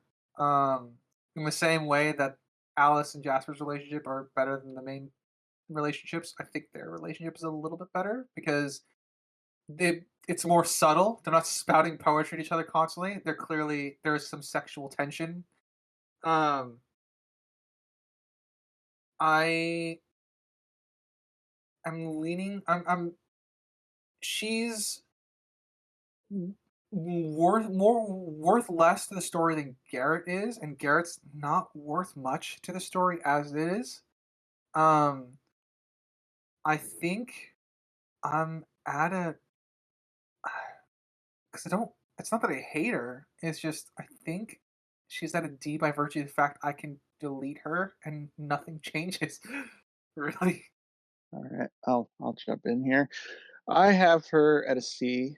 I think she has a better place in this than Garrett. She has the whole shield training with Bella, and I think without her, Garrett is useless entirely. I think the only reason for Garrett to exist and Kate is for their background romance. So I think she certainly has more of a place with the training involved and the romance with Garrett and her reactions with Irene or Irina. I No, forgot about either the is training good. scene, so I'm at a C. Interesting. My joke to this is Kate who? F. Cut her out of the movie. Not needed. The reason why she's on this list is because Ryder and Crimson brought up we can't have Garrett without her because they're kind of bundled match. But nothing. Nothing. No, cut her out of She's the movie and the absolutely movie's still fine. Okay. Garrett doesn't need a love interest. The Shield could be done by someone else. Garrett's nothing without the romance. That's why I think Kate was Not to required me. in this list. All he has is the connection with Carlisle, which since we're saying we could connect it to anybody, it could have been Yeah, and to express Benjamin. that scene of him then of this romance background with other things. Maybe him and Jesper have a talk about fighting stances. Or maybe not. Or maybe they It's have a not war there. talk. Not there. It's all what ifs. Kate could have been talking to Esme. Kate could have been talking to Bella. We don't see that. We talked to her. We see her talking to Bella. Yeah, and my what if is what if Kate's That's not what there? if. The what ifs don't matter. We have what we have. What we have is her training Bella for the very important ability of shielding others in combat, and we have her with a background romance with Garrett, this new introduced character, along with herself. And I cut it. All right. Well, I'm gonna see. And yeah, I'm still at a C. So does that average of a C or a D? It averages to a C. If we're okay, so if we were gonna do this based off of numbers, of an average of numbers, it would still average. It would still average to a C. But if we were both at B, for example, and you were at an F, it would then average to a C. If that makes sense. Okay. Yeah. So she's So like C. if yeah. So like it depends on how far apart we are because there's only three of us. So if we are if the group is two ratings apart, it would move one lower, one higher depending where the two are. But if it's only one number apart in the case of us right here being a C, D, and F, with a D being the center, it would still average to a C, technically. That if my math in my head is right. That is correct. Yeah. Doki doki. Next up is Laurent. Laurent. Don't tell me it's me again. Is it me again? No, it would No, be it's me. Crimson. Jeez. It's me. I'm starting up my lineup. Laurent. The character that really they tried to push as a character throughout the entire series being relevant. In the first film, he was the nicer vampire of the trio. He warned the Cullens of James's escapades going forward, and that's his presence in the first film. He goes with Team Victoria to hunt Bella down while the Cullens are gone in the second film. So he changed sides a little bit, but he's still kind about it. I'll make it quick. I'll kill you quick. Yeah. It's kind of implied that he's doing it as a favor to Victoria, and it Yeah. could be. And one could make the argument it's out of character with what little characterization we have of him, but we never really did that. So he's the nice vampire of the trio, and that's about it. He carries a presence because of Irene, and so I have him in to see. He's memorable enough because they try. They bring him up often enough. So C as in he's okay for me. Yeah, I agree. C is just he's fine and okay. Well, I'm trending. I consider this trending. I think I was at a C, but I think I was moved to a D with how it felt like they were starting to shoehorn his presence in. Because I do think he does have a good presence in the first two films, and then obviously he dies. But it's also the continuation of his presence through Victoria and her presence. So it kind of felt it was very forced, the reference of him in Breaking Down Part One. With Irene. That kind of makes me want to drop it, but the rating. But I'm fine with C. I'm not going to push that. It felt like an eclipse with Victoria saying Laurent told me about the Cullens' powers. That was damaging to Laurent. That's right. that is damaging to Laurent. Yeah. And But I I think think Irina's connection to him isn't damaging onto him. That's onto the story of the That's the meta, yeah. yeah. yeah, that's the Which can meta. be subjective. Yeah. Yeah. Which is more, which again, it for me at that point it was like a joke that went on for too long. That's kind of my subjective feeling towards it. I don't hate it, but I was starting to trend towards dislike. But I'm fine with it in a C. So I'm not gonna. I was at a high D. It's not. I'm not gonna feel bad about it being a C. I like Laurent enough to want to keep him up higher. Okie doke. Next up, Leia Clearwater. That's It me, should be isn't it? yes. Yeah. Okay. Sh- um, eh. She doesn't do much, and it's not like a character I like. I have her as a D. She's not to be cut out of the film because she's got the whole um, imprint scenario triangle situation with Sam and the other lady to teach Jacob, and they read minds, and the connection of that is like interesting. And then her presence in Breaking Down Part 1 of like splitting off of the group with Seth to be with Jacob and that, but I mean, it doesn't hold much to me, so I just have her as a D. I'll go next. I have her. I have her to C, and I think a lot of it has to do with even though they cut the character arc out of it, she is very abrasive towards the others. She also helps Jacob through the whole loneliness aspect of the being the one side, being the odd one out in her trio triangle romance. Shows she bonds with Jacob over that, and in the few scenes that we get, so they get kind of bond being loners together. She has that talk with Jacob in the woods about why she doesn't want to be in Sam's pack anymore. She's like she just wants to be separated, and she doesn't want to be the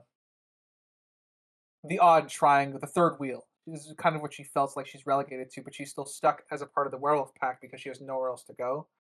So when Jacob leaves, she takes the opportunity to go with him. And even though like I said, I don't like the fact that it's removed. I do think her character arc is pretty subtle in the fact that she gives her life to save a vampire, one of the Cullens specifically, who she hates because the Cullens are at fault for the reason she turned into a werewolf. Um, I think there's enough there for me to want to keep her in C. It's a very interesting one where subjectively I am with Sprinks where she's kind of nothing to me. She exists. I have no emotions, positive or negative. She's just there. Uh, Objectively, she does have a presence. I hate that her and Seth just broke free of Sam because we see with Jacob how hard that actually is. But then that poof, they did it. It can't be that hard.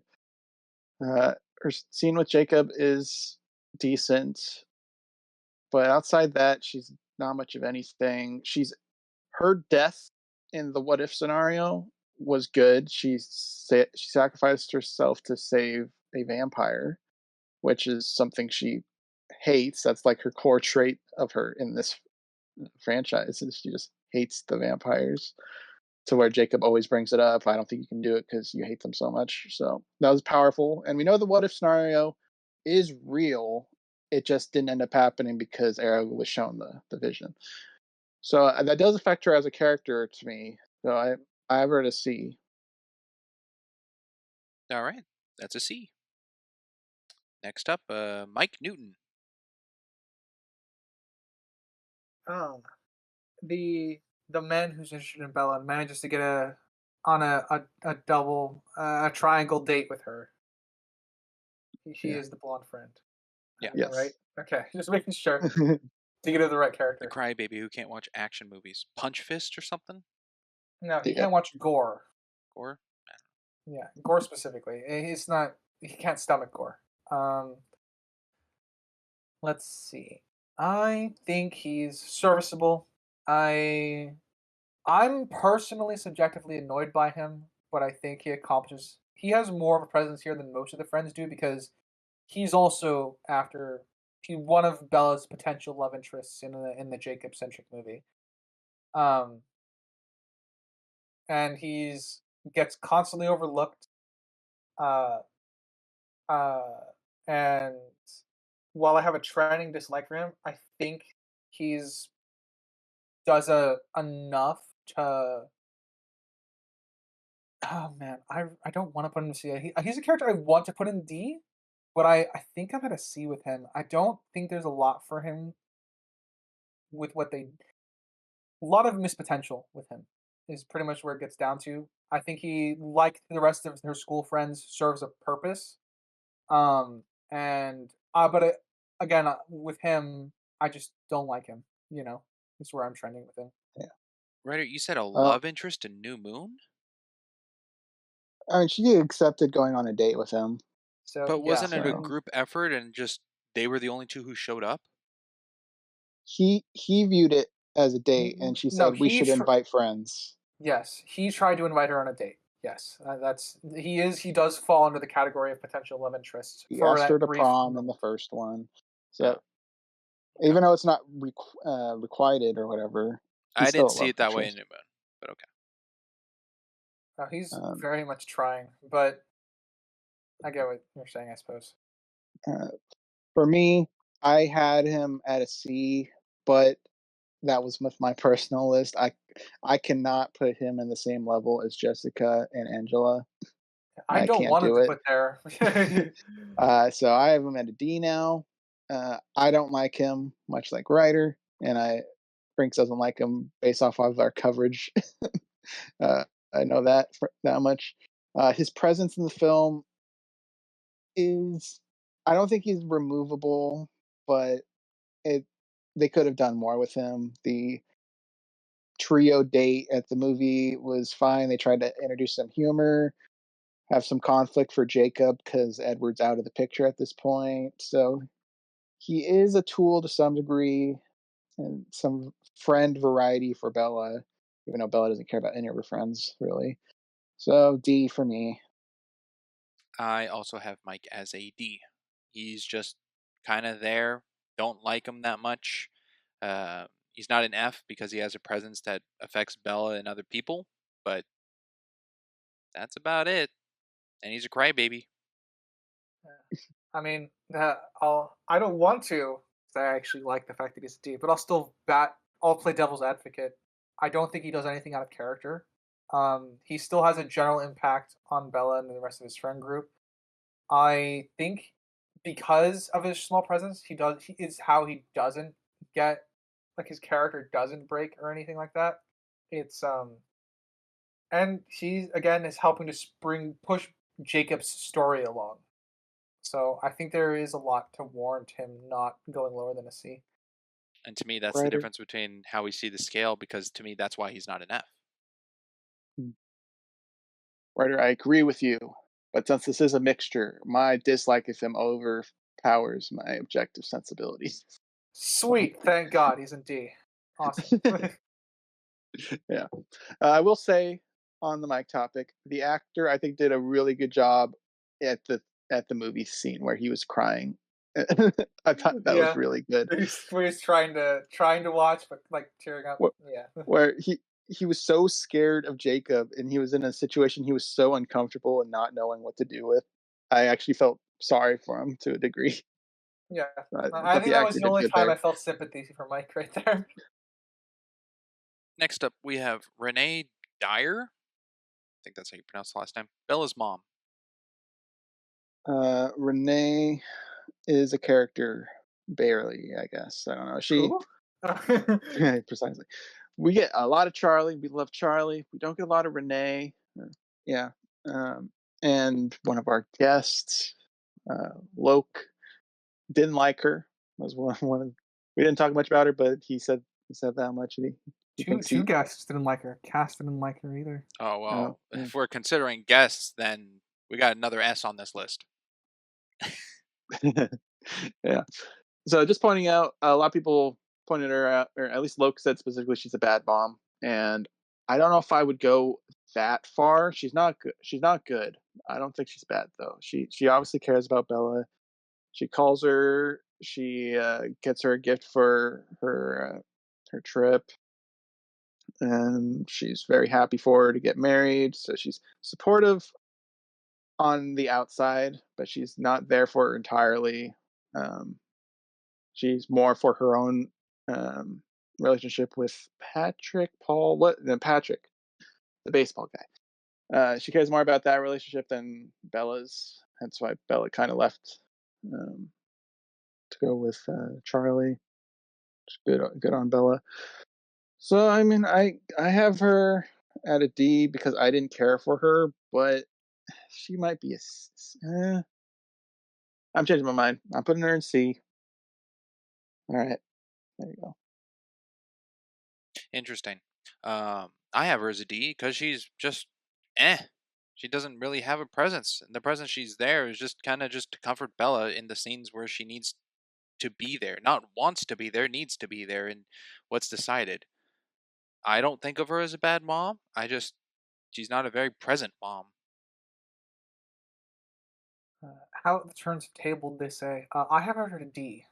Um, I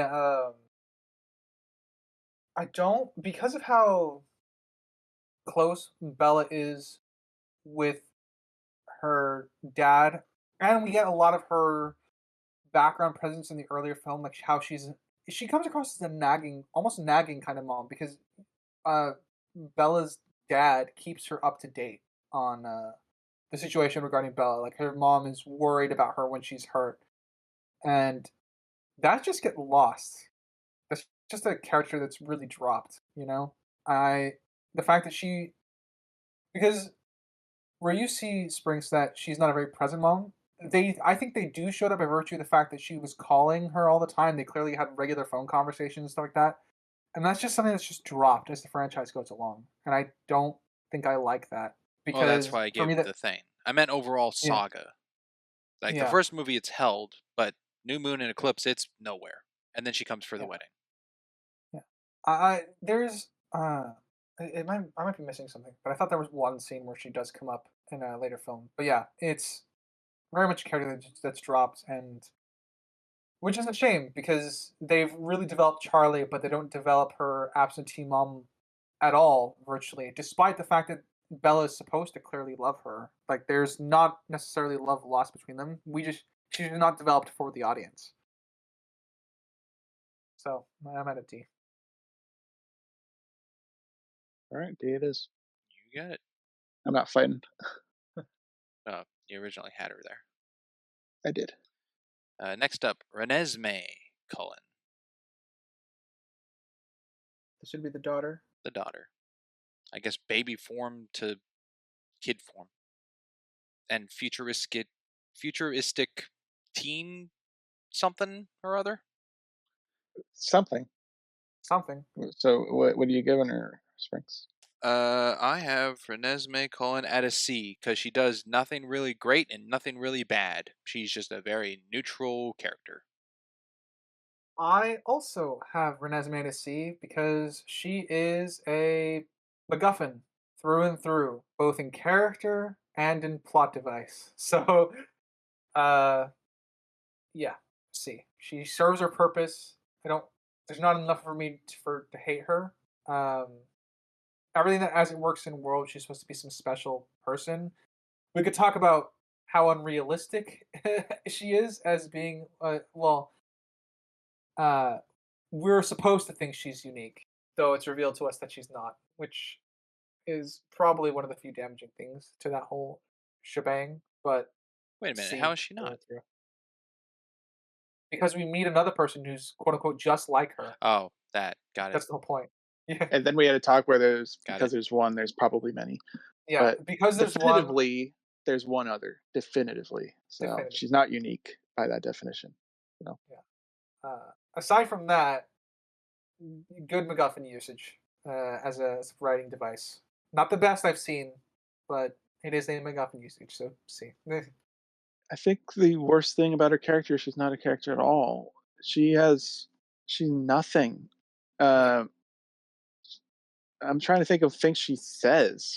She's talks about like what does she say to the Alaskan family members? That's about it. She walks up to Arrow and says hi. That's about it.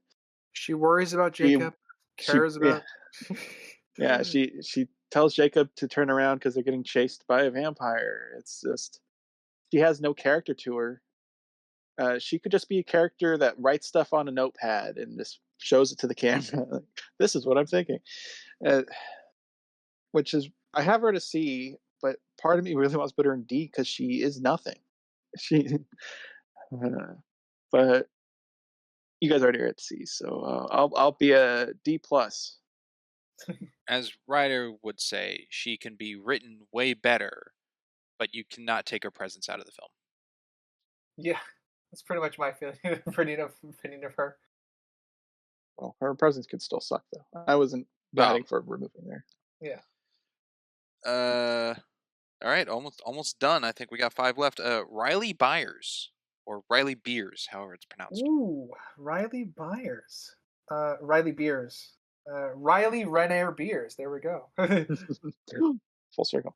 Yeah. I think is probably the strongest single film antagonist that we have. Considering he's just in Eclipse.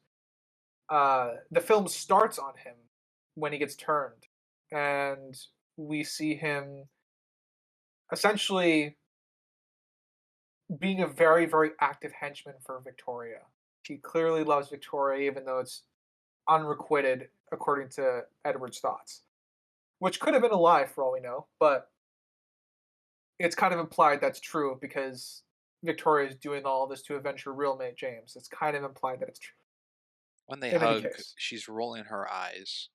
Yeah. So like I said, there's a lot of some subtle, some really not when that he's just being used. He's very much a tool for a character, but that's not to say tools can be bad. I actually think Riley's a very solid character for a single film movie. His presence doesn't drag. You feel his presence in the film from beginning to end, unlike a lot of the other one-off antagonists. And I think he has, because of what he's doing, he gives a very threatening presence because he clearly could have killed Charlie. He was in Bella's house. He creates a large enough threat to force the vampires and werewolves to work together. I think Riley is an A. Ooh, that's an interesting one. I currently have Riley as a B because of pretty much everything Ryder listed. I think he was a well-established villain from the beginning of the film. He does have a threat level. I think my biggest nick against him is he's still a newborn, and he controls himself extraordinarily well. That was my main complaint with him and leaving Charlie alive is he shouldn't be able to do that based off of what we've established with newborns having no self-control. Uh, him being a pseudo leader for Victoria, I thought was a little out there, but Loke explained that Victoria's powers were like puppeteering, so she could be controlling him into more of a leadership position, so that was fine by me. And he's just, I think he's a good villain. An A compared to everyone else we have, not to me, so I'm going to B. Yeah, I'm looking at our scale. I think A is what I'd put him at if I had made my own list, but Okay. Well, that's your strengths before you turn anything. I have Riley as a C. Oh. He's just, yeah, to me, he's weak and a lackey, and doesn't hold much strength on his own. What about his like character stuff though? It just seems so kind of petty to me. It's just all because of Victoria and the puppeteering that could or could not be, and just all in her vision of like, oh, I'm in love with her. Do as she says. It's not like kind of like a fighting against or a questioning or something a different way about it. It takes away a little for me of him because I think Jasper's story of pretty much 1-to-1 of the same is stronger for me on Jasper's part than Riley's, which is why I pitched Eclipse could be way better if Jasper was involved in that. But I just find it and Seth just drags him out. We don't really see a confirmed kill. I don't know. I don't hate him, but I don't see him as this huge big bad. I'm still at a B. Right, are you still yeah, at an A? And we're averaging yeah. to a Well, I B, or mean, are you I moving to think B? my reason for moving to B was just based on all the other characters we have. I don't want him in A because I think Carlisle, Alice, and a few others would technically be above him, but So yeah, I'm at a B. All right, Yeah. makes him a B. Next up is Rosalie Hale. Rosalie, a character that I didn't like going into the franchise. I think in the first one she's unnecessarily abrasive, and I didn't like her in Breaking Down Part One. Yeah, it was Part One. The whole being very protective of pregnant Bella, I felt was an exaggeration of her character traits, uh, um, which we debated heavily, Ryder and I, on whether it was in character or out. But I will land on it was very exaggerated what we had established for her. I think her backstory was good. I'm glad we got it of her because without it, she would be almost at Emmett level, just a tad bit more because she has more presence with the characters. But her backstory certainly helps with her. And it's good to have a little bit of friction between a Cullen member and Bella, and they're not all just Team Bella. She does convert, obviously, part of my complaint. Mhm. So I have her at a B. I could be talked down if someone feels strong about it. Well, I won't talk you down because I also have her at a B. Rosalie is I like her generally. I don't hate her. I kind of agree with you. You said Crimson, which is that she had virtually nothing at the start of the franchise, and she would have ended up at Emmett levels if they didn't add a bunch of stuff to try and contextualize who she is and what she does. Um, I do think she's again could be better written, um, but I'm at a high C, so I don't mind that she's going to B. A B it is. Next up is Sam Yulee.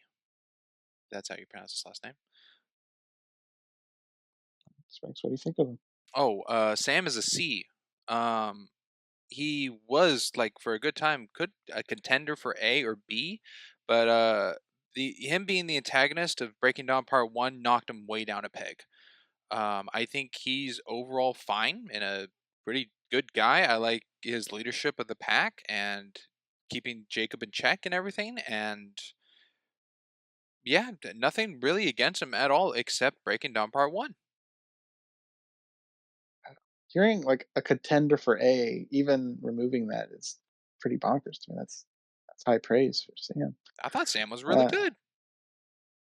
for me, I have Sam at a C, because even though he's the pack leader, he's not too involved in anything outside of Breaking Down by One. Obviously, he's established to be the leader, and that causes friction with Jacob being a born to be leader but rejected leader, Jacob. So it causes some blood friction and emotional friction between the two, which is good.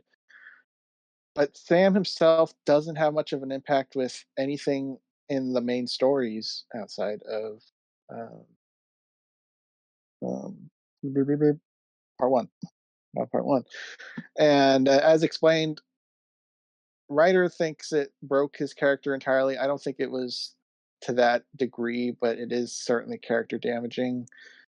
And the writers or whoever Myers, author Stephanie Meyer. Stephanie Meyer, Stephanie. Stephanie Meyer had to shoehorn in the you can't hurt the imprinted just to fix this conflict. I don't know in the book how much this is actually part of it because they broke it into two movies, so it might be heightened for the movies.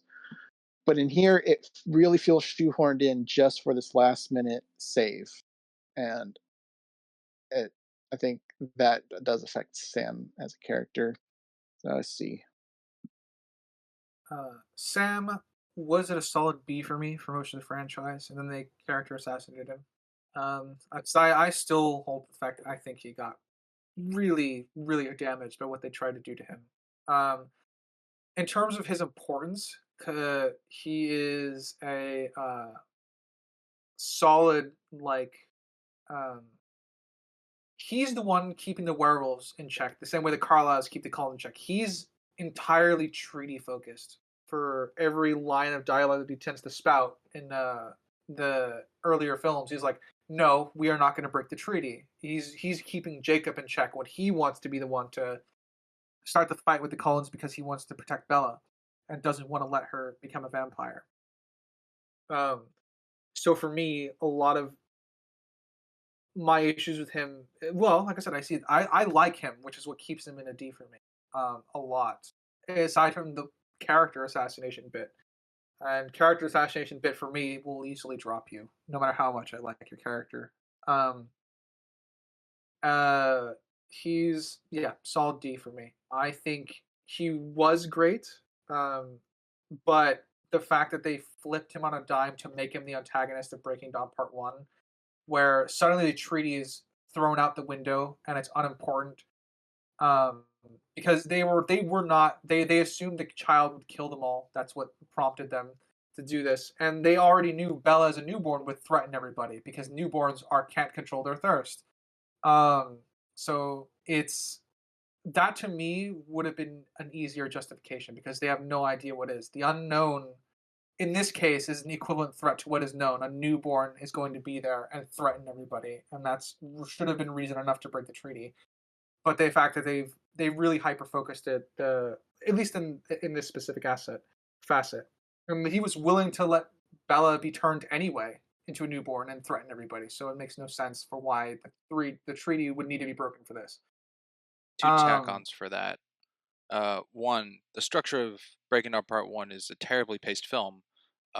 It's pretty much instant of Sam turning. It's not like a gradual thing. The other hand is, unlike we've brought up examples of the films where something's not established prior that's changed later for the story structure, like Jasper and Blood for Twilight 1 to New Moon, the entire army of newborns in Eclipse, with the presence of the werewolves, they still held off on it, even though with Bella's newborn is what sparked it in Breaking Dawn. Yeah, and to add a little bit more here as to why he's in a D for me, the complete flip right back to being in character in Breaking Dawn Part Two. They didn't even commit to the changes that they made. Jacob and him meet in just a narration screen where they shake hands, which at that point is not enough because it was boiling down to they were going to fight. It was going to be the end of their treaty and everything. So them just shaking hands and just pretending like nothing's happened. That's huge issue. Mm, that is a good argument there at the end there. Sam's not even really a character in the final conflict. he's a major player in the werewolf side. Yeah. And we get it's kind of the Charlie effect with Bella, where we don't really get any conclusion. It's past. Yeah, you just get a handshake. So You did get that good I'm at a fight D. bit, though. I'm at a D now. All right, 2 Ds and a C. It's really a shame. I did like Sam a lot of the franchise, but Okay, Seth Clearwater. Nice one. Boo Boo Stewart. Still don't get that. What do you mean you still don't get that? That's the actor's Boo name. Boo Stewart. Oh, see, no one ever said that in the podcast. They just said Boo Boo Stewart, and I had no idea what that meant. That's his name. yeah. Okay. I think it's my turn. Yes. Yep. So Seth is kind of like Jacob's number one fan without him being a fan. Like he's Jacob's main support on the werewolf side. He and Leia kind of formed the bond. He's also there to help tie Leia to why she wants to leave because she wants to protect her brother from harm. And in the battle, Seth uh, more or less dies, I think, which angers Sam. So he has a presence in the film. He's definitely very much in the support cast for Jacob. I think he's at a C because everything he's very much the new blood for the werewolf, so we get to kind of see that uh, we get to see it's kind of implied that once Jacob was trained as a werewolf, he started because of his could be a potential leader. He started taking on the newer werewolves, and Seth clearly becomes loyal to him as a result because he. It's implied that Jacob's kind of the one that's training him and teaching him. Um, I wish that was in the film, obviously. That being said, I think Seth uh, is a good basis at points to kind of showcase what the other werewolves are capable of because he's less skilled than the other ones. So one of the things I like about Eclipse is, yeah, he could put up a good fight when he ambushes a vampire, but he still gets overpowered by Riley because he's still technically, newer at the job. Whereas, the other werewolves don't struggle much in the larger fight with the Cullens against the rest of them. So he does serve a purpose in power scaling as well. Uh, but overall, good support character for Jacob, and I don't really have anything wrong with the character. In fact, I think he helps. He's a solid motivator for Leia and a few of the other characters, being one of the younger werewolves. So C. Yeah, I have him at a C for most reasons listed. The negative I had for him was the same thing I had with Leia, where he just was able to break free of the pack, which was supposed to be a difficult thing, but was done off screen. So, C, he's safe, he's fine, he's whatever. He's a fine, cool lad, so I have him as C as well. Easy chickens, as they say around the board. Then we're down to our last and final character here, Victoria. Oh boy. Victoria, the character I didn't think was going to be much of a character when I first watched. The first film in the trio, I brought up towards the end. If it was just this movie, she was absolutely removable. I said that knowing that the future films she would be relevant, and she was relevant. She kind of made the Cullens and the werewolves kind of incompetent to me with how long she was able to just run amok and forks or whatever. She survived so long getting hunted every single day, and no one could do anything about it. She just kept popping in and out, and then eventually she left to Seattle to build this army for Eclipse because she wasn't able to do anything by herself. Her plan of building an army to fight, decent. It did bring up issues of how easy it is to build a vampire army and brought into question why vampires aren't ruling the world and have human farms. But that leaks into an entire whole world issue and more than just Victoria. Her final confrontation with Bella and Edward just seemed like they needed to wrap it up because she was going to run away again, and then there's like, you won't have a chance. Why? Of course she could have another chance. She's been running away for months. Of course she can do that. So they kind of shoehorned her death. Her fight with Edward was lacking. Not that she was a fighter or anything. So I have her at a C, even though she brings up a lot of issues. But as a 3-movie villain, okay, I guess. I'm sure I can get convinced otherwise. Well, no convincing out of me. I also have her as C. Same reasons, or you got more on it? No, she's fine. I like her more than Riley, but her presence in the first movie is just kind of there. I do like how you brought up her running amok for 3 whole movies is kind of making the Cullens and the werewolves what's the right word? Just incompetent. Yeah, to get her.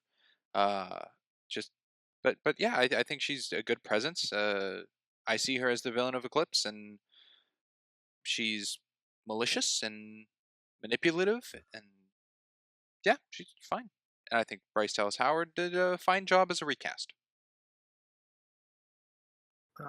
I was at a B for her. I think I'm still there. There is a lot of prevailing issues that you've brought up, but I think I like how she showcases the tension between the Cullens and the vampires, like how she's using their territory boundary against them, and that presents other issues. But I do like that she's very much intelligent, and that kind of implies at least how she's able to survive and get away with a lot of what she does. Um, it is kind of absurd, though, as you say, that how she has managed to survive so long. Um, so I think I'm at a B. I like her as a villain. For I guess my different interpretation for her being baited into her final fight with Edward, I saw that more as bait, and I think that was her understanding that she wouldn't get a better chance than this because obviously they intend on turning Bella into a vampire. Once Bella's turned into a vampire, her chances to easily try to kill them just evaporate. Um, so I'm at a B, but I'm fine with it going to C. All right. Well, it looks like she's going with a C for average. Yeah. Indeed. All right. That is all 30 characters. We're now down to the last move, or whatever it's going to be titled, but I guess the Yeah. last move. All right, so this one's kind of tough because I only had 2 A's going into this, and they immediately got demoted to B, being Alice and Carlisle. I can move one. And I can move one of them potentially. And the third one I would want to move is Jane. I feel like she belongs higher than a lot of these people in C. I feel like she's a more menacing villain than a lot of these C characters here, making her more noted. Um, I think I'm gonna go with Jane from C to B. I think she does deserve that place over like Garrett and Harry. What is that? Seth, Sam, something. She just has more. So B for me. Okay. All right.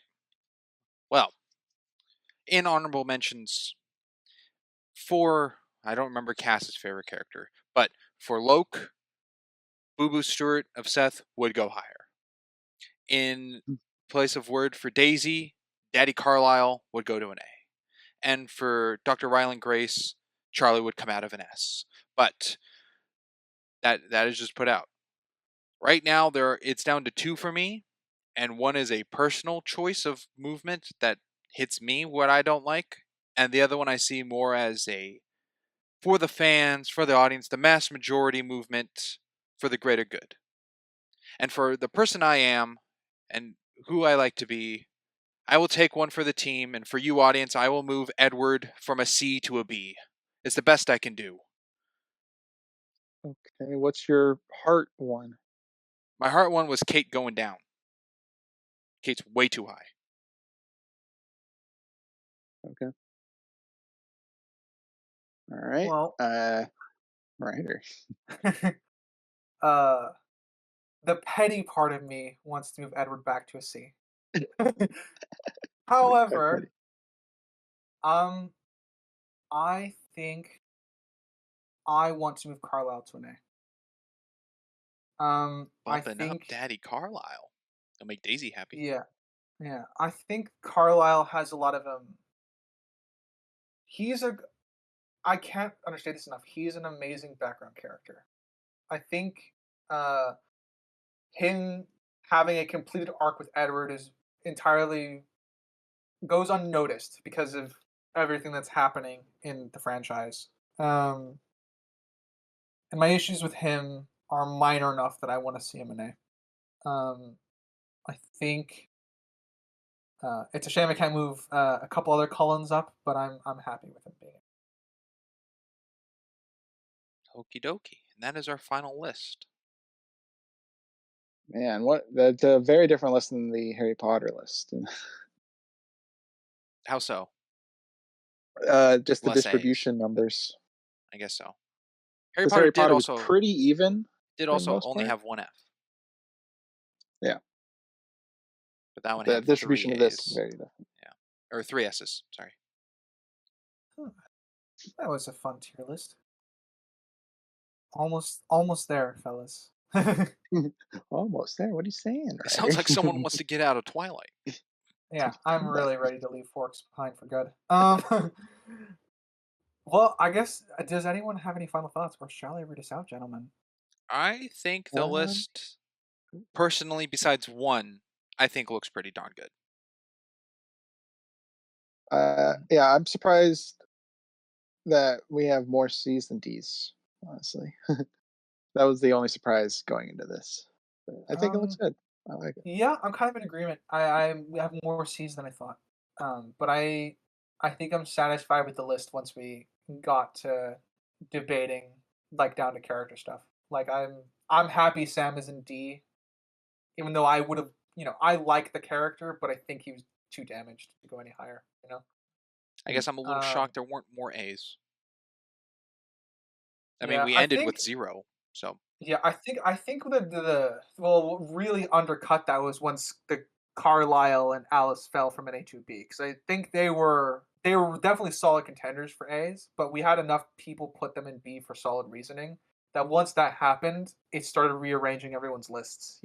not for me. I still had Jasper, Edward, and Jacob as A's. Well, the Yeah. Edward one I changed over time of the thought of him, not by the list. All right. So is that it, everybody? Yep. All right. Thank you, audience, for listening, whether it be on Spotify, Amazon, Castbox, Good Pods, iHeartRadio, Pocket Casts, and Samsung. And if you happen to be on our visual side of things, watching our PNG tubers and our slideshow, thank you for listening there. Please feel free to like, comment, and subscribe everywhere. Tell us how much you hate our opinions or how much you love them. Tell us where you'd move the characters on this list. As always, I have been a geeky writer. I'm Maroon. And I'm Springs. We will catch you next time. Later, everybody. Bye. Toodaloo.